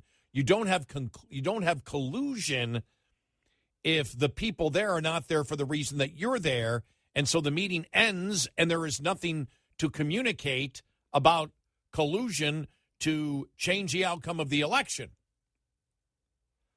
I mean, my God, and it's just, and then you get to Clapper here. Well, no, there's no evidence of that Russia got a hold of the laptop, but we don't have evidence that they didn't. Oh, so that's how we judge things now? Mm-hmm. So everybody is guilty of everything until you can prove your innocence. Uh-huh. It's not a nation where you prove guilt. It's a nation where you prove innocence. And this guy was the director of national security. That's a pretty dangerous guy to have in that position at any time in history. Right. Oh, what I look at is there ever any evidence that you didn't do it? That's how we judge it here. That's how we proceed in this government. There's no evidence. There's no evidence that you didn't do it. Imagine the prosecutor in the courtroom. Your Honor, there's no evidence he didn't murder her. Well, yeah, but the burden of proof is on you. But there's no evidence he didn't do it. So this is they can't let it go. No, they can't. They can't let it go. And when you invest so heavily, I get it. I mean, an agenda that big with that kind of mindset, with that kind of culture in the upper echelon of the intel agencies and FBI, you're not going to break that. You're not going to crack that. You're not going to change that. Clapper's not going to come out and say, well, we were wrong. Although Brennan did, kind of, one time, remember? Well, that's not the intel we had, so I guess that's my bad. On CNN. Yeah, he did say that, remember didn't he? That? Yeah. I mean, it wasn't an all-out confession and 180, but for a second he did that. I mean, but that's we talked about this. It's a culture. It's they do work together. They do conspire. But what is more dangerous is a similar mindset that runs throughout, that common thread that drives them all in the same way. They don't have to be told what to do or how to handle the situation. They already know what the end goal is. And with this, it was one thing. Get Trump.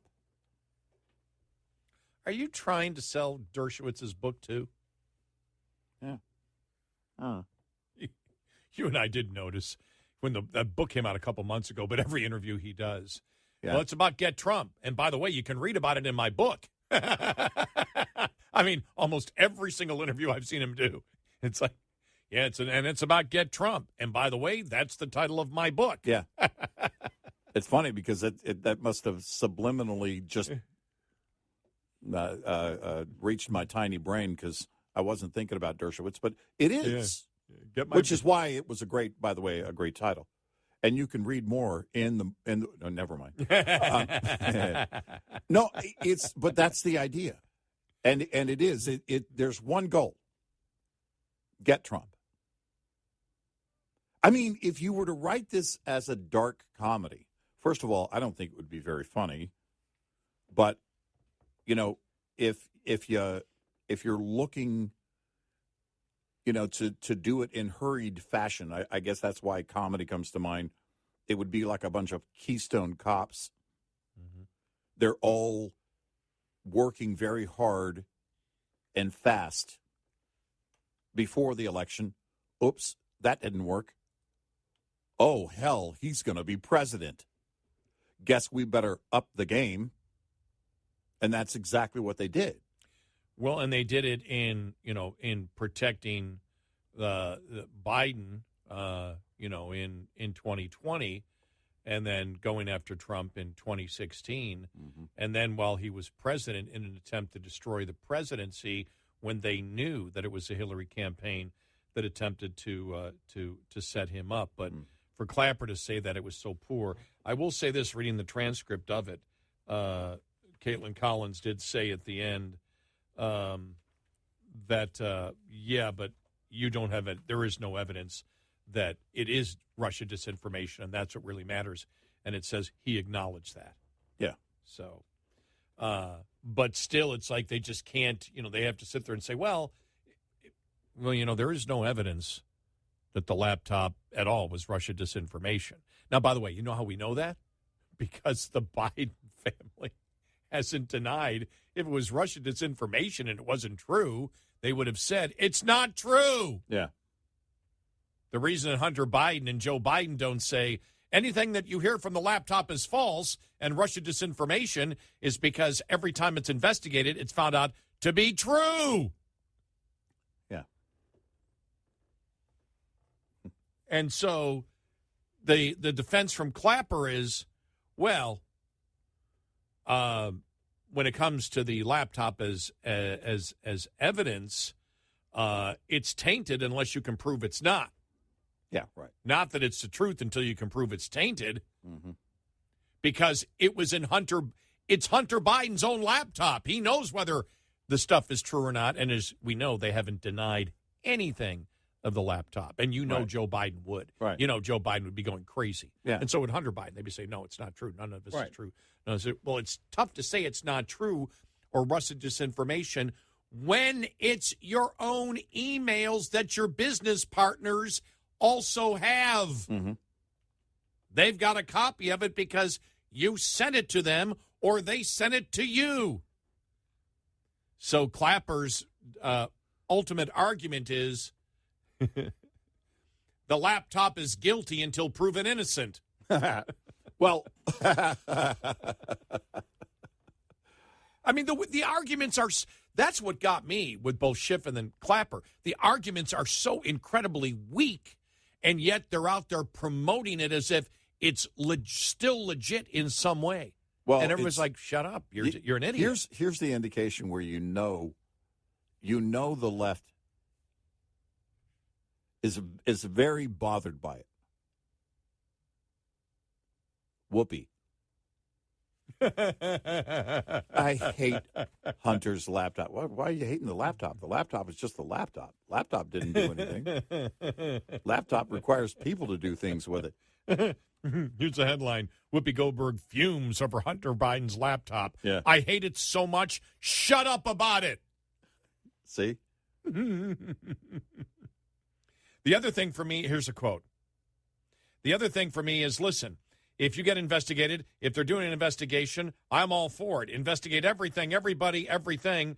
But if you took 4 years and this is what you came up with, I'm going to assume you didn't find very much more that was chargeable. That damn laptop. Uh-huh. Now, is she confusing did you notice that yesterday? Even Democrats confusing indictments with what's going on with the laptop.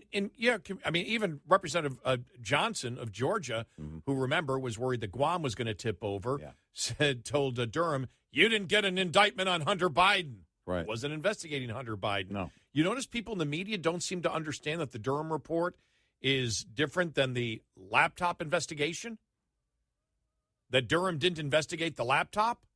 And they're sort of trying to combine them together? No, that's I guess I expected it. And that's what's going on here.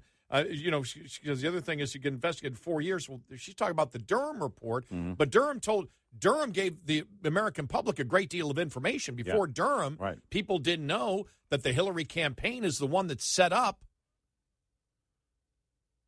the Trump campaign. Now, is it worth knowing that truth? Yeah. I think so. Before the Durham report, and then specifically yesterday so clearly said, did anybody know that it was Comey that kept the important information from the lead investigators looking into, they were told you need to investigate Trump-Russia collusion. They were never told that their management knew that Hillary was attempting to set up Trump. Right. Until the Durham report. Right. Is that important that we know that piece of information? I think so. I think most Americans would say yes. If you're going after an opposition campaign, the Democrats think it's not. The media thinks it's not. But it's funny because I think Whoopi's confusing the two. Yeah. I think she thinks Durham has something to do with the laptop. They don't even know. Like I said, The View gives the incorrect, worst stereotype of women as being emotional nightmares, not doing their homework, not being critical thinkers. The false stereotype of that is what The View gives, because women I know don't think like the women on The View. Yep. I'm sick of hearing about that laptop. This laptop, I hope it just crumbles to death. I hate it so much. That's a quote from Whoopi. The laptop is it's just a laptop. How do you hate a laptop? Like I said. I've been frustrated at computers. She gives that's incorrect stereotype that women are emotional nightmares with no critical thinking skills at all. Isn't it amazing? Full of hate for laptops. Isn't it amazing how women sometimes do more in 2023? Do more damage to women than the arch rival men do. The longtime rival. The longtime rival. Now, we don't think that way. No. Why? Because we think of each other as human beings, individual and autonomous human beings. So every woman we judge as an individual, just like we do every man. But we don't practice identity politics like the left. They are the ones who judge everything. If you're a woman, you must be pro-choice. Otherwise, you're not truly a woman. Right. If you're black, you must support liberalism, because if you don't buy into the fact that all blacks think alike, then if you don't buy into it and you believe that blacks, like anybody else, should be viewed as autonomous human beings, well, then you're a racist. The opposite of what racism actually is. Right. So, yeah, we just amazing. And then the feminism, you think about it. What was I watching? I only watched a couple of minutes of it. It was the biography of Mary Tyler Moore. Oh, yeah. Is it HBO has it? Forgot who has it. Yeah, I don't know where it is, but I saw a preview. It was just a couple of minutes beginning of it, and when they started playing Gloria Steinem, I'm like, I'm done. Yeah. I didn't even watch it. I'm like, I'm done. Gloria Steinem. It's like talking about how women are portrayed. My God, Gloria Steinem and the feminist movement absolutely crumbled because the man says so. She crumbled. Yeah, men should compete against women. So, and that's what I mean. In that case, you look at it. The liberal feminists are the worst enemy of women right now. Yep. I mean, in 2023, you cannot find a worse enemy of women than liberal feminists. If they have their way, Title IX will be gone. Will be gone, yeah. Yep. We'll get to that coming up. There was a hearing on that also yesterday. Yep. In Congress. 866-90-RED-EYE. Get in touch with Red Eye Radio, toll free at 866-90-RED-EYE.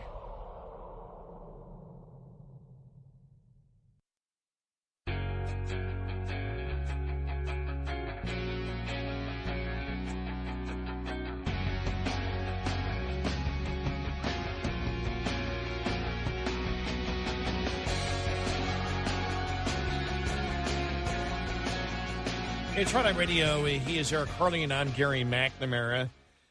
Good morning and welcome. Coming up following the bottom of the hour, well, Riley Gaines and pro-radical transgender activists before Congress yesterday. Also, we'll get to what's going on in Virginia, the Tuesday primaries, where Youngkin's endorsement seemed to go very, very well for him. Also, a report that the Biden administration has threatened Social Security employees, this is a headline, use preferred pronouns or face investigation. Wow. And also the left going after Justice Alito. That was pretty interesting. I mean, what about Thomas from a couple of weeks ago? Well, that one didn't work, so now we're going after Alito on something that we can't win, but we're going to keep throwing out allegations that have no substance when it comes to any type of ethics violations of something from 2008. Yeah, makes me wonder how many how many rank and file individuals, Americans, are paying attention to that. You know, the left really wants to just tear down the credibility of the Supreme Court. We know that. And this is their horrible attempt over and over again. And also coming up, John Kerry hit with an ethics complaint over inaccurate climate death toll claims. Yeah. Are you telling me that the left is lying about climate change? What? No, I don't believe that. No. Come on. How's that? No. Are you saying they're telling inconvenient untruths?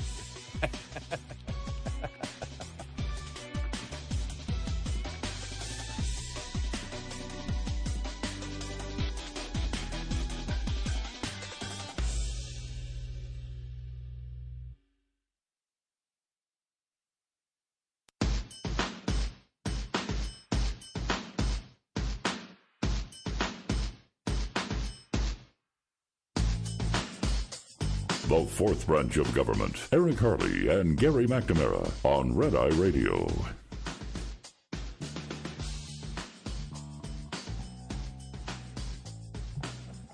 I'm sorry.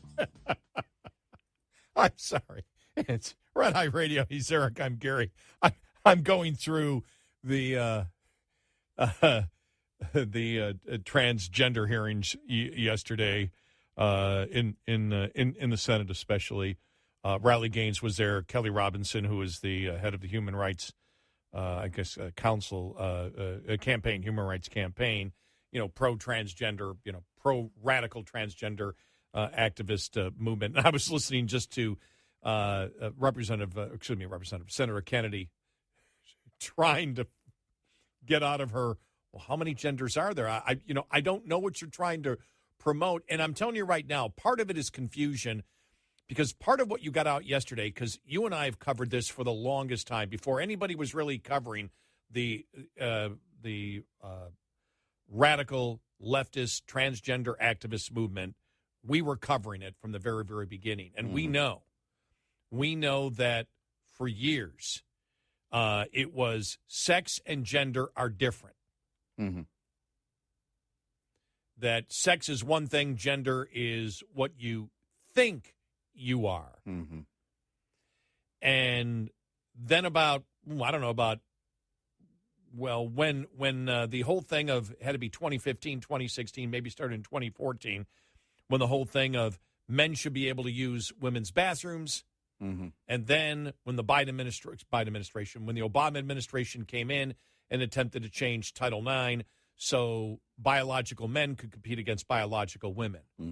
And at that point, sex and gender became the same thing.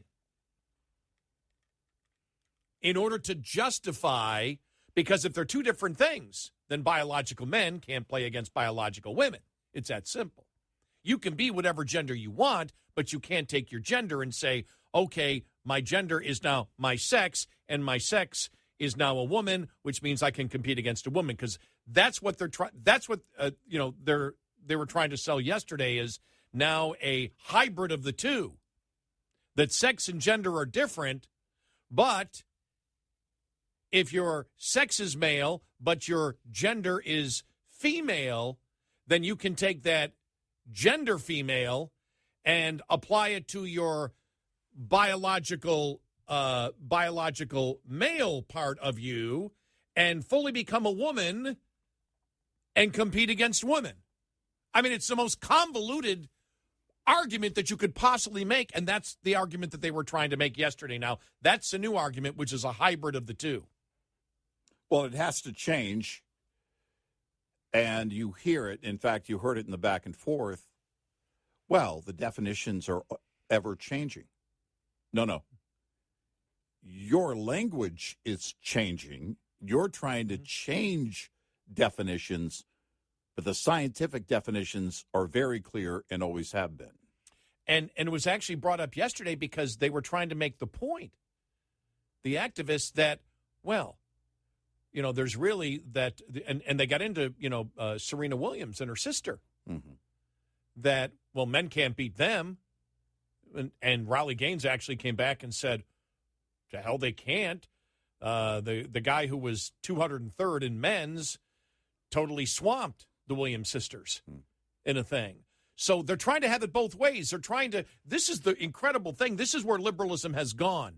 Nothing means everything and everything means nothing. There is no definition except the definition we want to defend in this part of the argument, but in the next part of the argument, we'll change the definition in order to fit our narrative at that particular point. And that's where they are right now, because that was the insanity of what came out of yesterday, was the fact that, no. See, you guys are wrong. Biological sex has nothing to do with being with gender. Well, then fine. Biological males shouldn't be competing against biological females. Well, no, because if you're a biological male and you believe you're a female, then that makes you a woman, and therefore you ought to be able to compete. Well, you can't do that because you're saying that gender then is sex. You get to be whatever you say you are, right. And there is no burden of proof. There is no qualification except for your claim, what you say you are, which we've, again, have to point out that means when it comes to any protected class, I am what I say I am. I can belong to any protected class by saying so. Right. Which means there are no protected classes because anybody can say anything. And so we'll get into some of that here in a little bit, some of that back and forth, because that was just pure insanity. And it's really interesting for somebody like Kennedy who, just the way he talks, okay, I'm just trying to figure out what your point is. Right. Now, I don't believe it might have happened. I know Durbin did it, yes. Dick Durbin, who, everything that's being said here can be heard by children and that can hurt children, and then went into the high suicide rate and everything else and all of that. How dare you ask questions? Right. That just the comments that are being asked or the questions that are being asked by Republicans could cause young kids that are confused to commit suicide. Right. So that argument came up, and I thought that was interesting that came up from Dick Durbin, who is the senator, and I hope everybody in Illinois is paying attention because we made sure that this every time we talk about Dick Durbin. Dick Durbin is the senator who a few years back accused American soldiers, compared them to the mass genocidal maniac in Cambodia, Pol Pot. Mm-hmm. So understand where he comes from. Yeah. That's how radical Dick Durbin is. He had to apologize, but he only had to apologize because of the blowback of that at that time. But always understand, I'll never forget something like that when somebody says that. He compared U.S. soldiers to the mass Cambodian genocidal murderer. I think it's over 2 million people were killed. Just you want to know Pol Pot's legacy? Watch The Killing Fields. Mm-hmm. Yeah. Watch that movie, and then you'll understand the mindset, the insane mindset of somebody like Dick Durbin. It's how he thinks. But that was what I thought was interesting yesterday. Yesterday was really because I always knew that you can't win the argument when they separate it. You can't win the argument of biological males playing against biological females by saying sex and gender are different. Mm-hmm. And that's why we said, well, now they're saying it's the same. Now they're back to it's different, but it's different. It's a completely different concept. Sex is one thing, gender is another. But if you think you're a gender, then you automatically become that sex, and then therefore you can compete against women. And they were making the argument, that men aren't stronger than women. Everything means everything, and nothing means nothing. But here's Ted Cruz when he's talking to Riley Gaines and then talking to Kelly Robinson, who is the head of the Human Rights Campaign and the pro-insane transgender movement. Here we go. But yet on March 27th, 2022, something changed. What happened on March 17th, 2022? That's when Thomas and I raced in the 200 freestyle and again resulted in a tie. And so you tied. What was the consequence of tying? We went behind the awards podium where typically you're handed your trophy, you're marched out, you're named an All-American. And so we go back there and the official looks at both Thomas and myself and says, great job, but you guys tied. And we only have one trophy, therefore we're giving this trophy to Leah. And I question this and I say, why? And at first, I shortened it in my testimony, but really he stumbled on his words. He didn't know how to answer this. And at first he's, well, we're just doing this in chronological order. To which I further pressed, and I said, okay, well, what are you being chronological about? Because we tied. And if we're doing this off alphabetical order, G comes before T. So what are you being chronological about? To which this wasn't a script they had prepared for him. And he actually appreciated his honesty. He did say, we have to give the trophy for Leah because Leah has to have it for pictures. They've made that clear. Leah has to have the trophy for pictures. You can pose with this trophy, but you have to give yours back. You have to go home empty-handed. Leah Thomas takes the trophy home. End of story. Now, let me ask you, as someone who's competed at the elite level, in your experience, is there a difference between women and men? Of course. I think we learned this at a very young age, watching even 12 and unders play. Going through puberty causes irreversible advantage, that no matter the training, no matter the diet, no matter any alterable change you can make will overcome that male advantage, especially in sports like swimming where lung capacity matters so much. Even something as silly as throat size, men have on average a 40% larger throat, which sounds like it's nothing, but when you're grasping for air, that 40% larger throat makes a huge difference in athletic success, not to mention height. You guys know the differences. Ms. Robinson, do you agree with Ms. Gaines that there's a difference between women and men? If the question is about trans women... I'm just asking, is there a difference between women and men? What I can say here is that the NCAA has rules in place. They've had rules in place for the last decade, and when this competition happened, I'm going to try again. The rules were clear. Do you believe there's a difference between women and men? It's a yes-no question. Do you believe there's a difference? Oh, I think that we're talking about this case with the NCAA. No, I'm asking a question. Do you believe there's a difference between women and men? Most people could answer this very simply. I'm curious if you're willing to do so. Oh, absolutely. I'm just putting it into the context of the conversation that we're having. I think that there are definitions related to sex. Is that a yes? So I'm trying to get a yes or no. I'm not trying to get a speech. Is there a difference between women and men?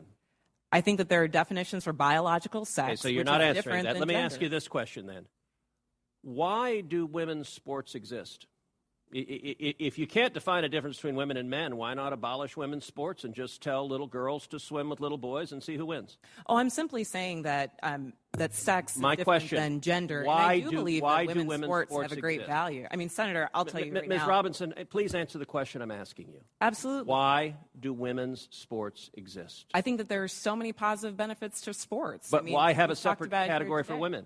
If there's no difference between women and men, why to have women's sports? All right. I guess we can stop it here because you're not getting anywhere. And I guess we have played enough audio cuts since the Republicans have, taken the House And in this particular case, where the Democrats wanted to hold this thing on transgender rights in the Senate, because the Democrats controlled the Senate. But since Republicans have taken over, we have noticed you can't get any liberal to answer a question asked.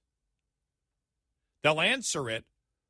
They'll answer whether this is the White House or whatever. They give an answer, but it's never an answer to the question that you're asking. It's a different conversation altogether. Right. What you were hearing, the back and forth there, it was like she wasn't even talking to Ted Cruz. And my question would be, how can you be a champion for your cause if you're not willing to passionately answer that, to passionately get up there and stump for your cause? Why is it that you have to lie? Why is it that you have to keep the ruse going? Why is it that you can't answer a question? Well, because it's all built on lies. Leah Thomas answers the questions that are asked. All of it, and she was very thorough in her answers. John Durham yesterday answered the questions that he was asked. And he had qualifiers. He goes, nope, that wasn't right. This is the way that it's here. But he always responded to the question that was being asked, and she does the same thing. How come time and time again, I don't remember. I actually don't remember the last time we played an audio cut with the liberal being asked a question in front of Congress where they've actually tried to answer the question that is being asked. Right. Why not? Right. Why can't liberals answer questions? Right. Why can't you defend what you actually believe in a clear and concise way? You're not a good champion for your cause. Because all you have to do is ignore and lie. 866-90 Red Eye. We'll be right back with more Red Eye Radio with Eric Harley and Gary McNamara.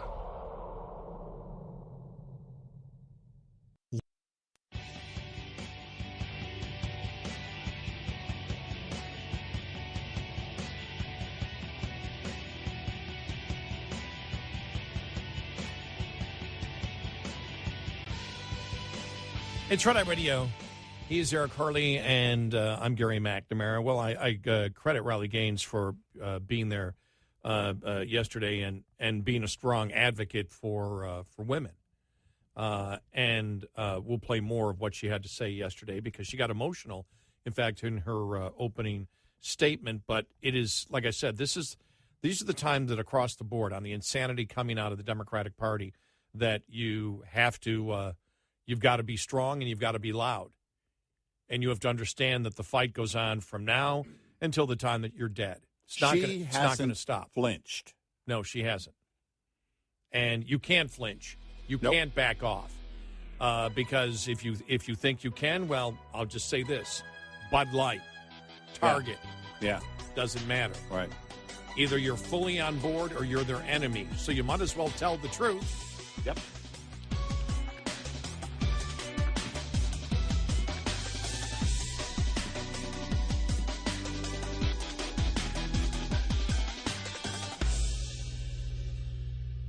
This is Red Eye Radio on Westwood One.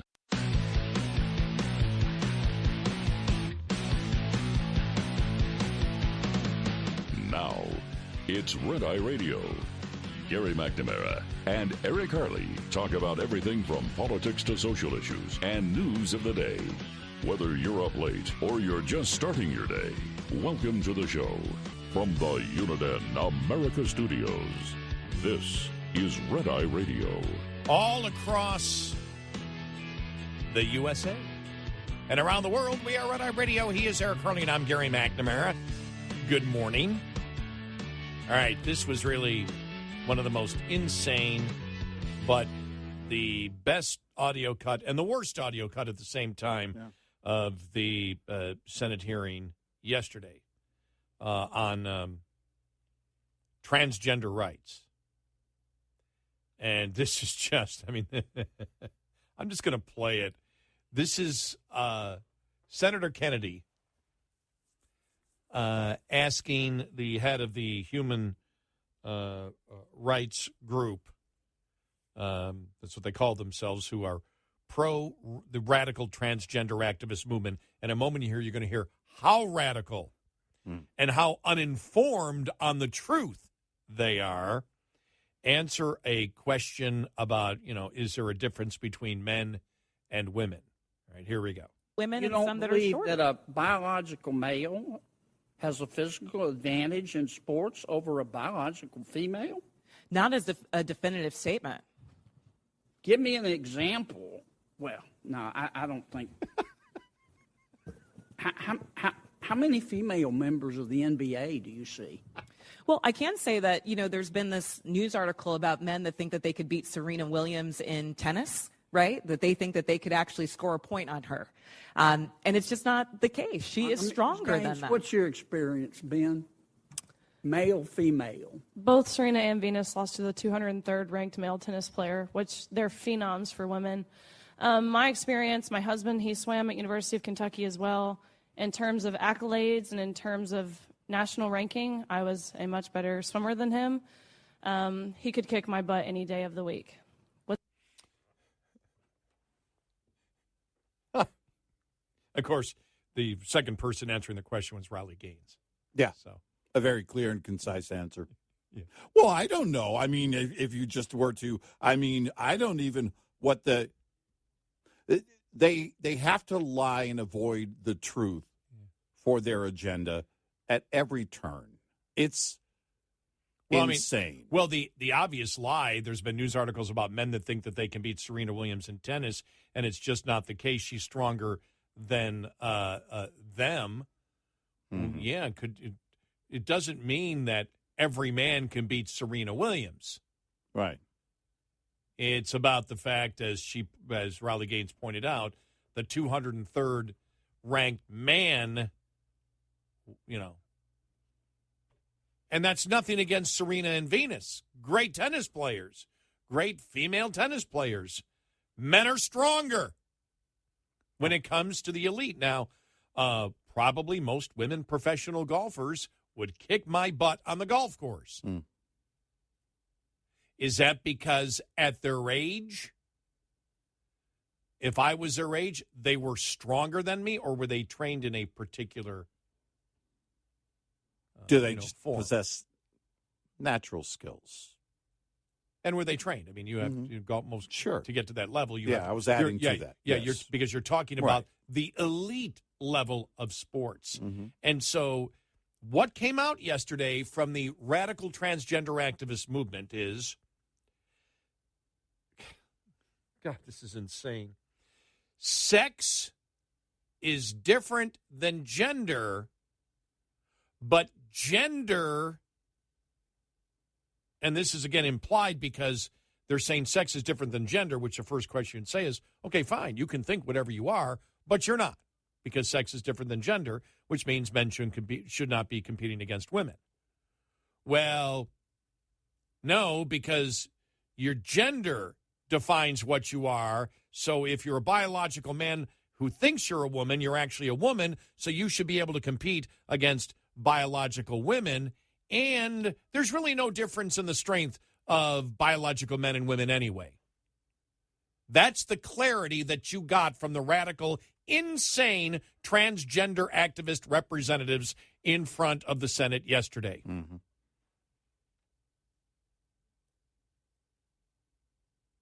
Just amazing. Yeah. The fact that they can't answer questions and they try and just walk around the question at every turn, it tells you exactly who they are, tells you exactly how they think. If you can't come out and tell the truth about what you believe, then what is it that you actually believe? I mean, from the answers that you heard, from the responses that you heard, because they weren't answers. Well, everything is everything and nothing is nothing. And if I say everything is nothing and nothing is everything, that also applies. I want to play a little bit more of her yesterday. This is Riley Gaines. And by the way, when she finally did answer a direct question, she lied. Yeah. Because she said, that basically, men and women are the same strength, and men can't beat Serena Williams. So Right. when she finally answered a question, she got caught in a lie. Mm-hmm. But here's more of Riley Gaines. Last question, and I'll ask this and then give you a chance to respond, and I'm done with this, Mr. Chairman. Let me give you a chance to respond to something that Leah Thomas said recently, publicly. She said this publicly. They're using, this quote now, they're using the guise of feminism, they meaning you, using the guise of feminism to sort of push transphobic beliefs, meaning you advocating for women's rights is actually just a cover for transphobia. Do you want to respond to that? Feminism is not a fluid term. The original and the meaning of what it means to be a feminist is to uphold, respect, honor, embrace, and celebrate women on our own physical ceilings, our own uniqueness. That term has not changed. And what this really is a male mansplaining what it is to be a feminist, which I honestly think is pretty ironic, and it's something we've seen before. Oh, man. That is great. It's mansplaining. Yeah. Because the man says so. And this is, I want to play this one last cut from Riley Gaines from yesterday, and this is going after Senator Durbin. And, Durbin coming out, because we know this is one of the things that comes, and you're going to hear it, because even when Josh Hawley last year, we played that audio cut, last year it was on abortion, and he was talking to an abortion advocate, this professor from Berkeley, and she was saying, birthing persons. He goes, what's a birthing person? You mean a woman? And then he got into, well, women get pregnant, and she said, you're being transphobic by asking that, and you're endorsing violence or whatever, what the whole thing is. Mm-hmm. He goes, what are you talking about? Well, because you're saying things that may offend somebody who are transgender, and transgenders have the highest suicide rate. Mm-hmm. Or 25% suicide rate, whatever it was. Whatever the numbers are that they're throwing out. By the way, I've heard that being debated out there, whether that's just the liberals using that and whether it's actually the truth or not. By the way, that would be I saw that last week that's being questioned. I saw that over the weekend too. Yeah. And think about how horrible, if you've inflated the numbers to make it look like, and that's a very serious situation. If it is true, you're trying to inflate it in order to instill fear into someone. Oh, no, I better not do any more talking because someone might hear it and do something horrible. Well, Durbin used that yesterday. Yeah. That transgender children may be listening to this, in essence saying that the Republicans are being transphobic, because that's the argument. You're being transphobic, and you're encouraging violence and suicide by even asking these particular questions. Here was Riley Gaines' response to Senator Durbin. And that's the traumatizing part. Of course, the experience in and of the locker room itself is traumatizing, but I think for me, it was so easy for them to dismiss our rights to privacy. Senator Durbin, in your opening statement, you had mentioned this rhetoric. It's you had mentioned that what message does it send to trans individuals? And my combat to that is, what message does this send to women, to young girls who are denied of these opportunities? So easily their rights to privacy and safety thrown out of the window to protect a small population, protect one group as long as they're happy. What about us? That is the overall general consensus of how we all felt in that locker room. There you go. We've been asking that since the beginning, when the fight was about access to bathrooms and locker rooms, because it was about, well, they don't feel comfortable in the locker room that is aligned with their biological gender. So you're going to make the entire group, the other group, feel uncomfortable. And then what was the response from the editorial board at the Charlotte Observer? Your daughter needs to get used to male genitalia. And again, remember, you had, because of the bathroom issue, you had, remember, they wanted a boycott of North Carolina. Oh, yeah. Remember, was there a sports league or something? Or Didn't they want to stop some type of sporting event from coming to Texas at one point, too, that you had, this was the new civil rights of basically throwing women's rights and women's privacy rights right out the door. Corporations got on board and everything. Yeah. And we said at the time, the misogyny here, the attack on women, I mean, it's mind-boggling the way that they rolled over it. And, that was such a huge, as we call it, blue, liberal tsunami wave coming at everybody. It was so instant and so absolute that if you're not for males using females' private areas, then you are this incredible, horrible bigot. Yeah. And you need to be banned and you need to be boycotted. And it was so huge at the time because it was so absolute. They were very well organized on the left. And now, finally, years later, after all of this absolute insanity, people are fighting back. And understand, when you fight back like Leah Thomas, you're threatened. Everything about you is threatened. And we saw it happening. We saw what happened to these women.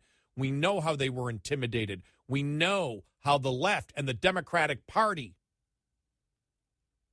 threatened them, their livelihood, their careers, their scholarships. You better shut up or we'll destroy you. That is liberalism, and that is a philosophy that is almost 100% accepted by the members of the Democratic Congress of the United States of America. The misogyny, you think about this right now, what the Democratic Party has become. We talk about the identity politics that they have, the identity politics on race, absolute bigotry, absolute racism, and now with their stance here, absolute misogyny and sexism. Yep. They've covered it all in just a couple of years. It really is amazing. And they have to lie at every turn. Yep. And they can't even they can't even explain it, as we saw yesterday. They're all over the place. Riley Gaines didn't flinch when being asked questions. Not even once. Fully prepared. That's why she's a threat to the left. 866-90-RED-EYE. Hi, I'm Jen Loomis, a transport safety expert at J.J. Keller, and I'm here to share a tip on roadside inspections. Once a roadside inspection is completed, the officer will close it out, which involves the officer writing or typing up the report. The more the officer found during the inspection, the longer this will take. If violations were discovered, most officers, as a courtesy, will explain the violations to the driver. If there were any out-of-service violations, the officer will normally explain what must be done to get the out-of-service order lifted. Drivers need to be very attentive during this part of the inspection. The driver also needs to read and understand the complete inspection report. After receiving the inspection report, the driver has 24 hours to get the roadside inspection report to the motor carrier. If the driver will not be returning to a company facility within the next 24 hours, the driver needs to know to get it on the way to you via email, mail, or fax within 24 hours. This tip was brought to you by J.J. Keller & Associates. Visit us at jjkeller.com. Coming up, more with Gary McNamara and Eric Harley. It's Red Eye Radio.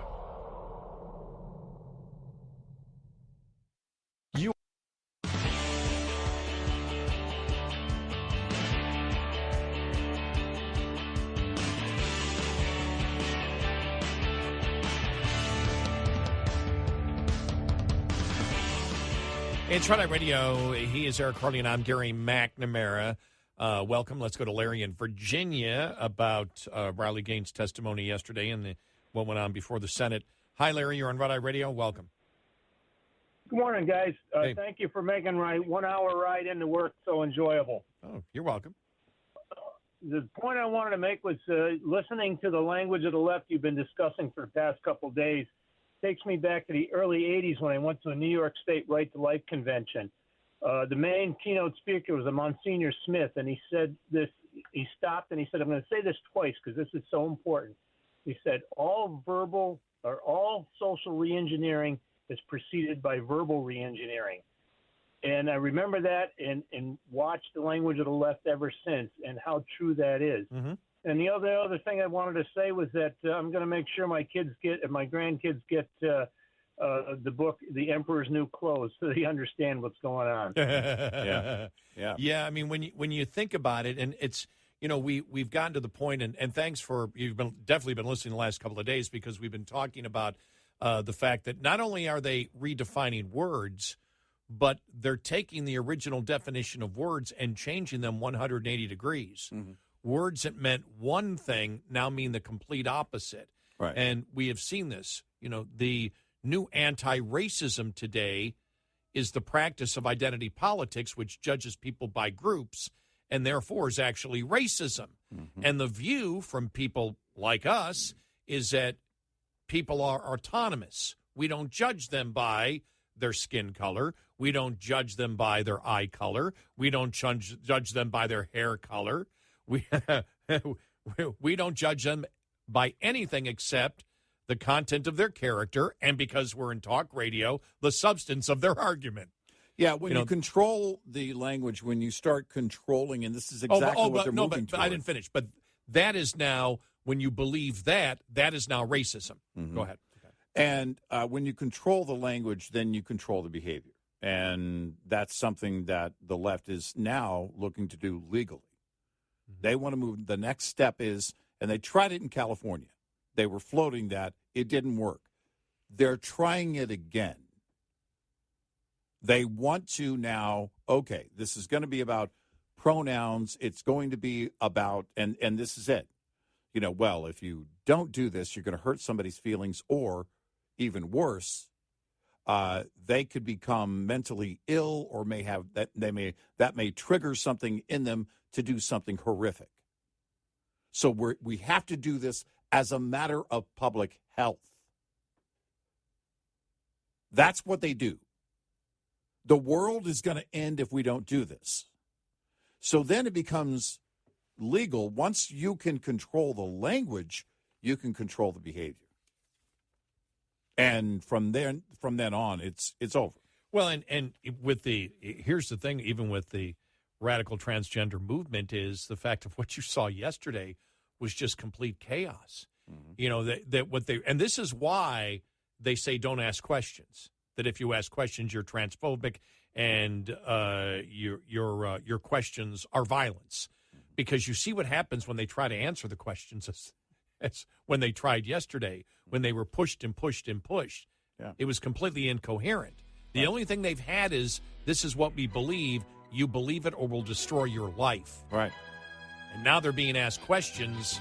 Expect them to get more radical, even at these hearings, and not answer questions anymore, and just accuse the person again who's asking the question as being immoral, and somebody who is violent. And violent, right. Yeah.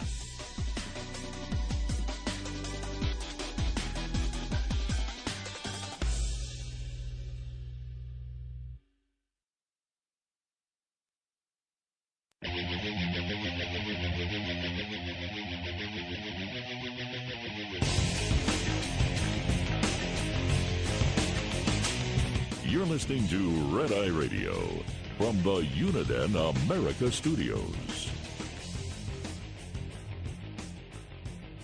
And I'm Gary McNamara. He's Eric Hurley, 866-90 Red Eye. Okay, one more Riley Gaines thing I want to play. All right. Because there's another important part of this, also a political part of this, when it actually comes to Title IX that she brings up, which is really important. But this is a little long, but it's all interesting. It's not transphobic to acknowledge how women deserve respect, how we deserve safety, how we deserve fairness, we deserve keeping our dignity. It's not transphobic to say that. It's not transphobic to say that you can't change your sex. Sex is down to a chromosomal level, and that's not something that can be changed, and that matters in sports. Your biology, sports is the one area where your sexual chromosomes matter. And again, I'll echo Harley's message as well, as you're not alone. The overwhelming majority of people regarding this issue of fairness in women's sports agree that having men in women's sports is wrong and that it's unfair and it's a violation to, again, our privacy and rights to safety as women. So that would be my message, to be bold, be empowered, and before anything, stand firm in the truth, biological truth. Are you transphobic, Riley? That is simply not true. Do you hold anything against transgendered persons? Absolutely not. I agree Leah Thomas was following the rules set in place by the NCAA, and I have no problem with Leah Thomas. I do believe there's a bit of selfishness and narcissism and entitlement surrounding this person in regards to the utter disregard that Thomas displayed for us in these situations. But I have no animosity towards Thomas. My problem is the NCAA. My problem is the Biden administration pushing a rewrite of Title IX. That is my problem, and that's why I'm here. That's why this issue has become political for me, because I realize that legislation is the way you curb these things. I can't believe it's come to this, but I have no hate in my heart towards anyone, even the protesters who mobbed me. The first thing that I did was prayed for them. I saw the soullessness, the vengeance, the violence in their eyes, and they do it in the name of love and inclusion and acceptance and tolerance and welcoming and embracing diversity, but they did not embrace my diverse thought. That, to me, was what hate looked like. Nothing in my heart is hateful. How about the NCAA? Did the NCAA embrace your diversity? Tell me what attempts that the NCAA made to accommodate you and other female swimmers who felt uncomfortable sharing an open locker room with a biological male? Nothing. They actually made us feel guilty for feeling as if we were uncomfortable. Time and time again, that's what we saw. There was even a group of girls who undressed in the janitor's closet. They changed clothes in the janitor's closet because they felt more comfortable undressing in that environment than they did undressing next to someone with male gaze. And were they doing that because they were transphobic? They were doing it because they were violated. Tell me how they were violated. I think 2, 3, 4 years ago, if a man claims the identity of simply saying they are a woman, walks into a locker room, a DA would follow this man into a locker room, arrest him, and he's charged with sexual harassment, voyeurism, indecent exposure, and the list goes on. But this was celebrated. This was encouraged. Leah Thomas was then nominated for NCAA Woman of the Year, which is an award that I was also nominated for. But when I saw the full list of nominees and saw that NCAA Woman of the Year was not exclusive to just women, the award was immediately devalued and meaningless to me. That's how they were honoring this, rather than making us feel reassured in our feelings that this was wrong. When you accommodate men time and time again, refusing to accommodate women, we call that misogyny. Thank you. There you go. Thank you. Yeah. Mr. Lee of Colorado, thank you. Is there any better representative right now than Riley Gaines? No. To go after the insanity of the radical transgender movement? No, because she is fully prepared at every turn. She's more prepared than any Republican member of Congress right now. Yeah. To argue this issue. Yeah, no doubt. And that's a shame.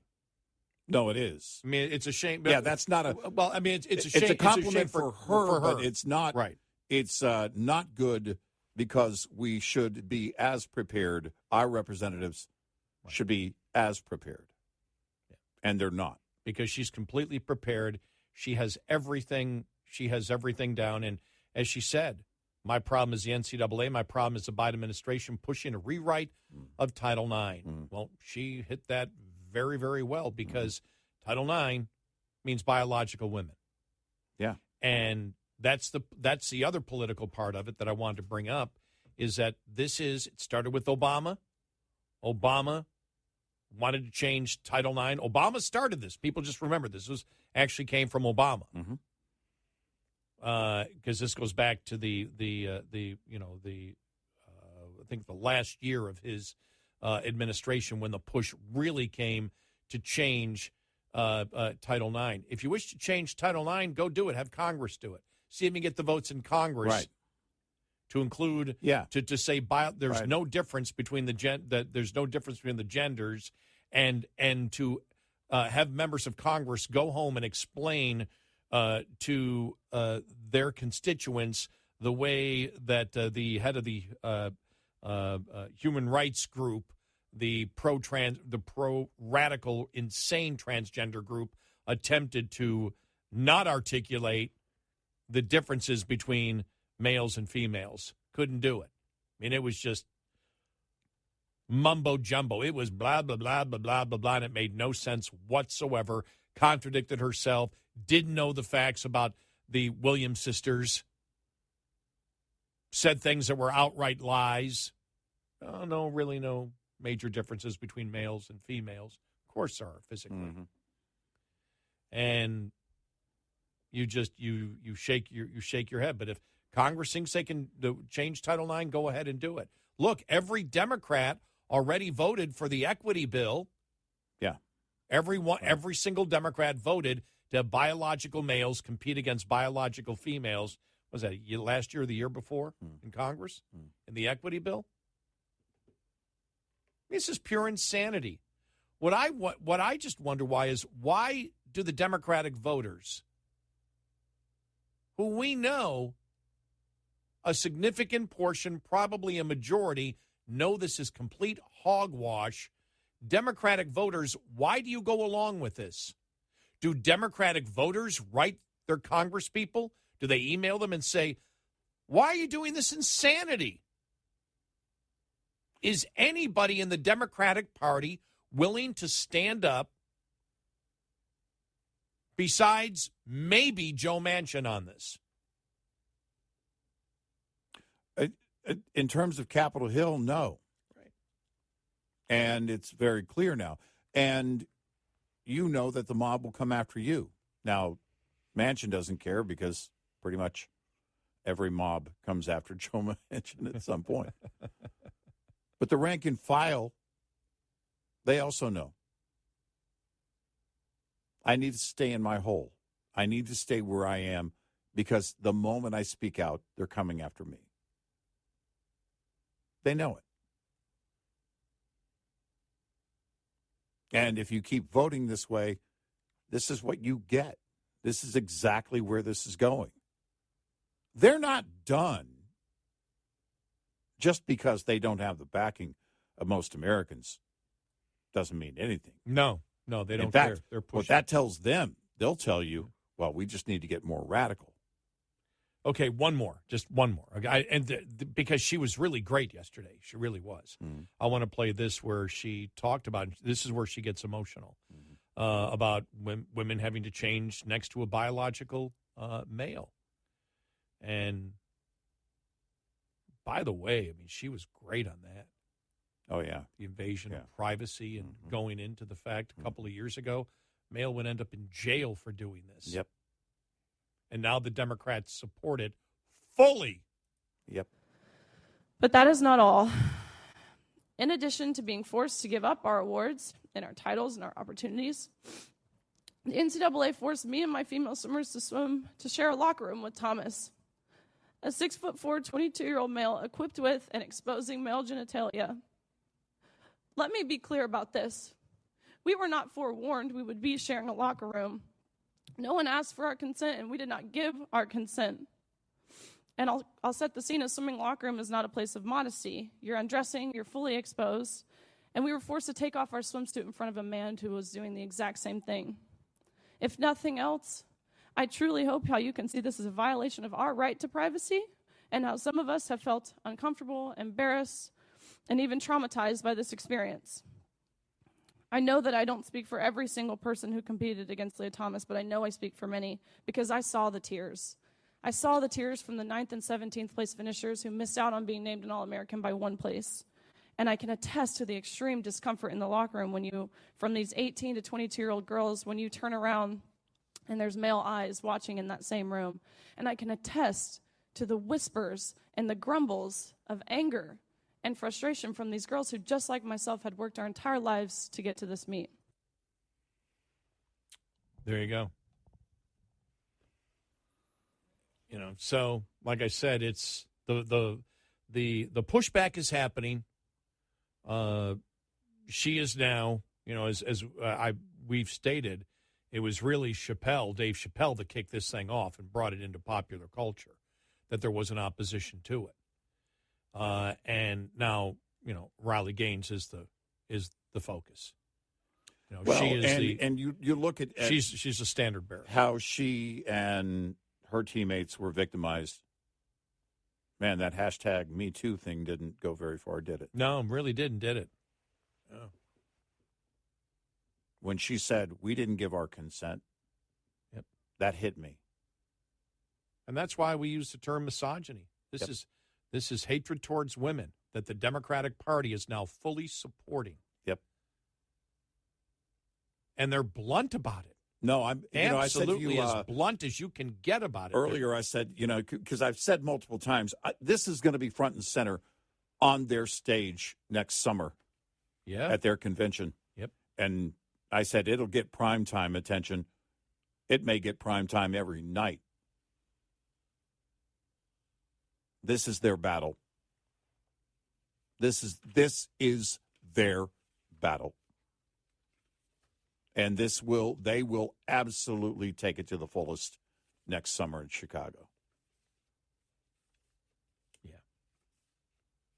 And it's going to be interesting to see because we've seen, you and I sitting here, remember even when they were talking to some of the delegates, I forgot which convention it was, and the delegates are going, we don't know what Democratic Party this is. My God, we don't even know. And, and remember the one, I think it was the one where they booed God.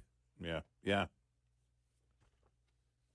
And the delegates were like surprised, going, we have no idea what's going on here. Well, that's where it's going to be next summer. That's where they are as a party, and no telling how loud it will be. 866-90 Red Eye. Lines open for your calls. 866-90 Red Eye on Red Eye Radio.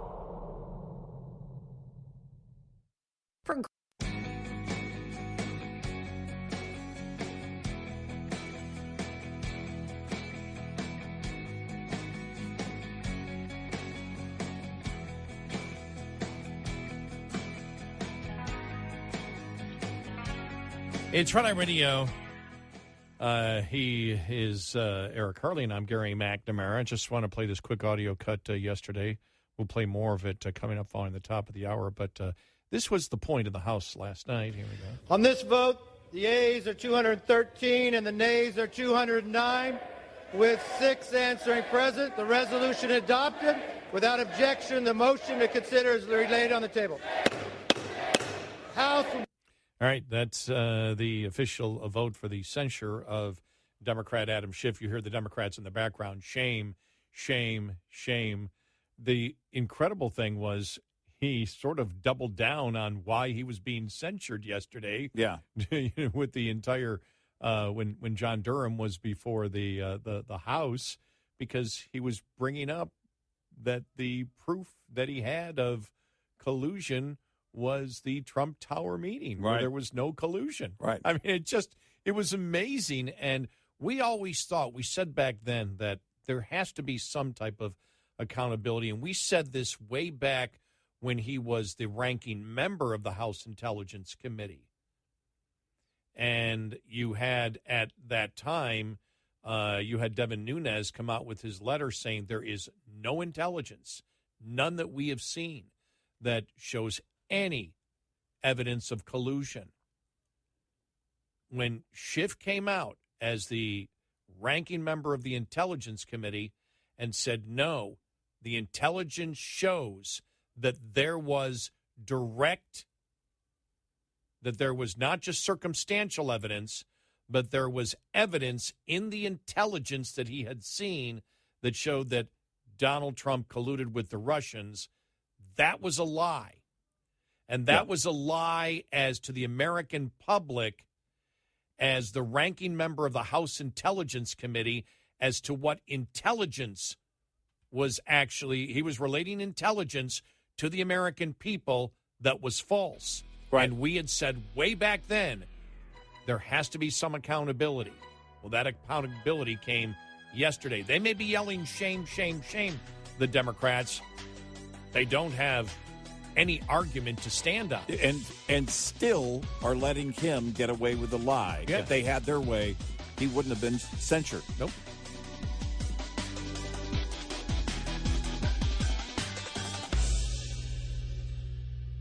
This is Red Eye Radio on Westwood One.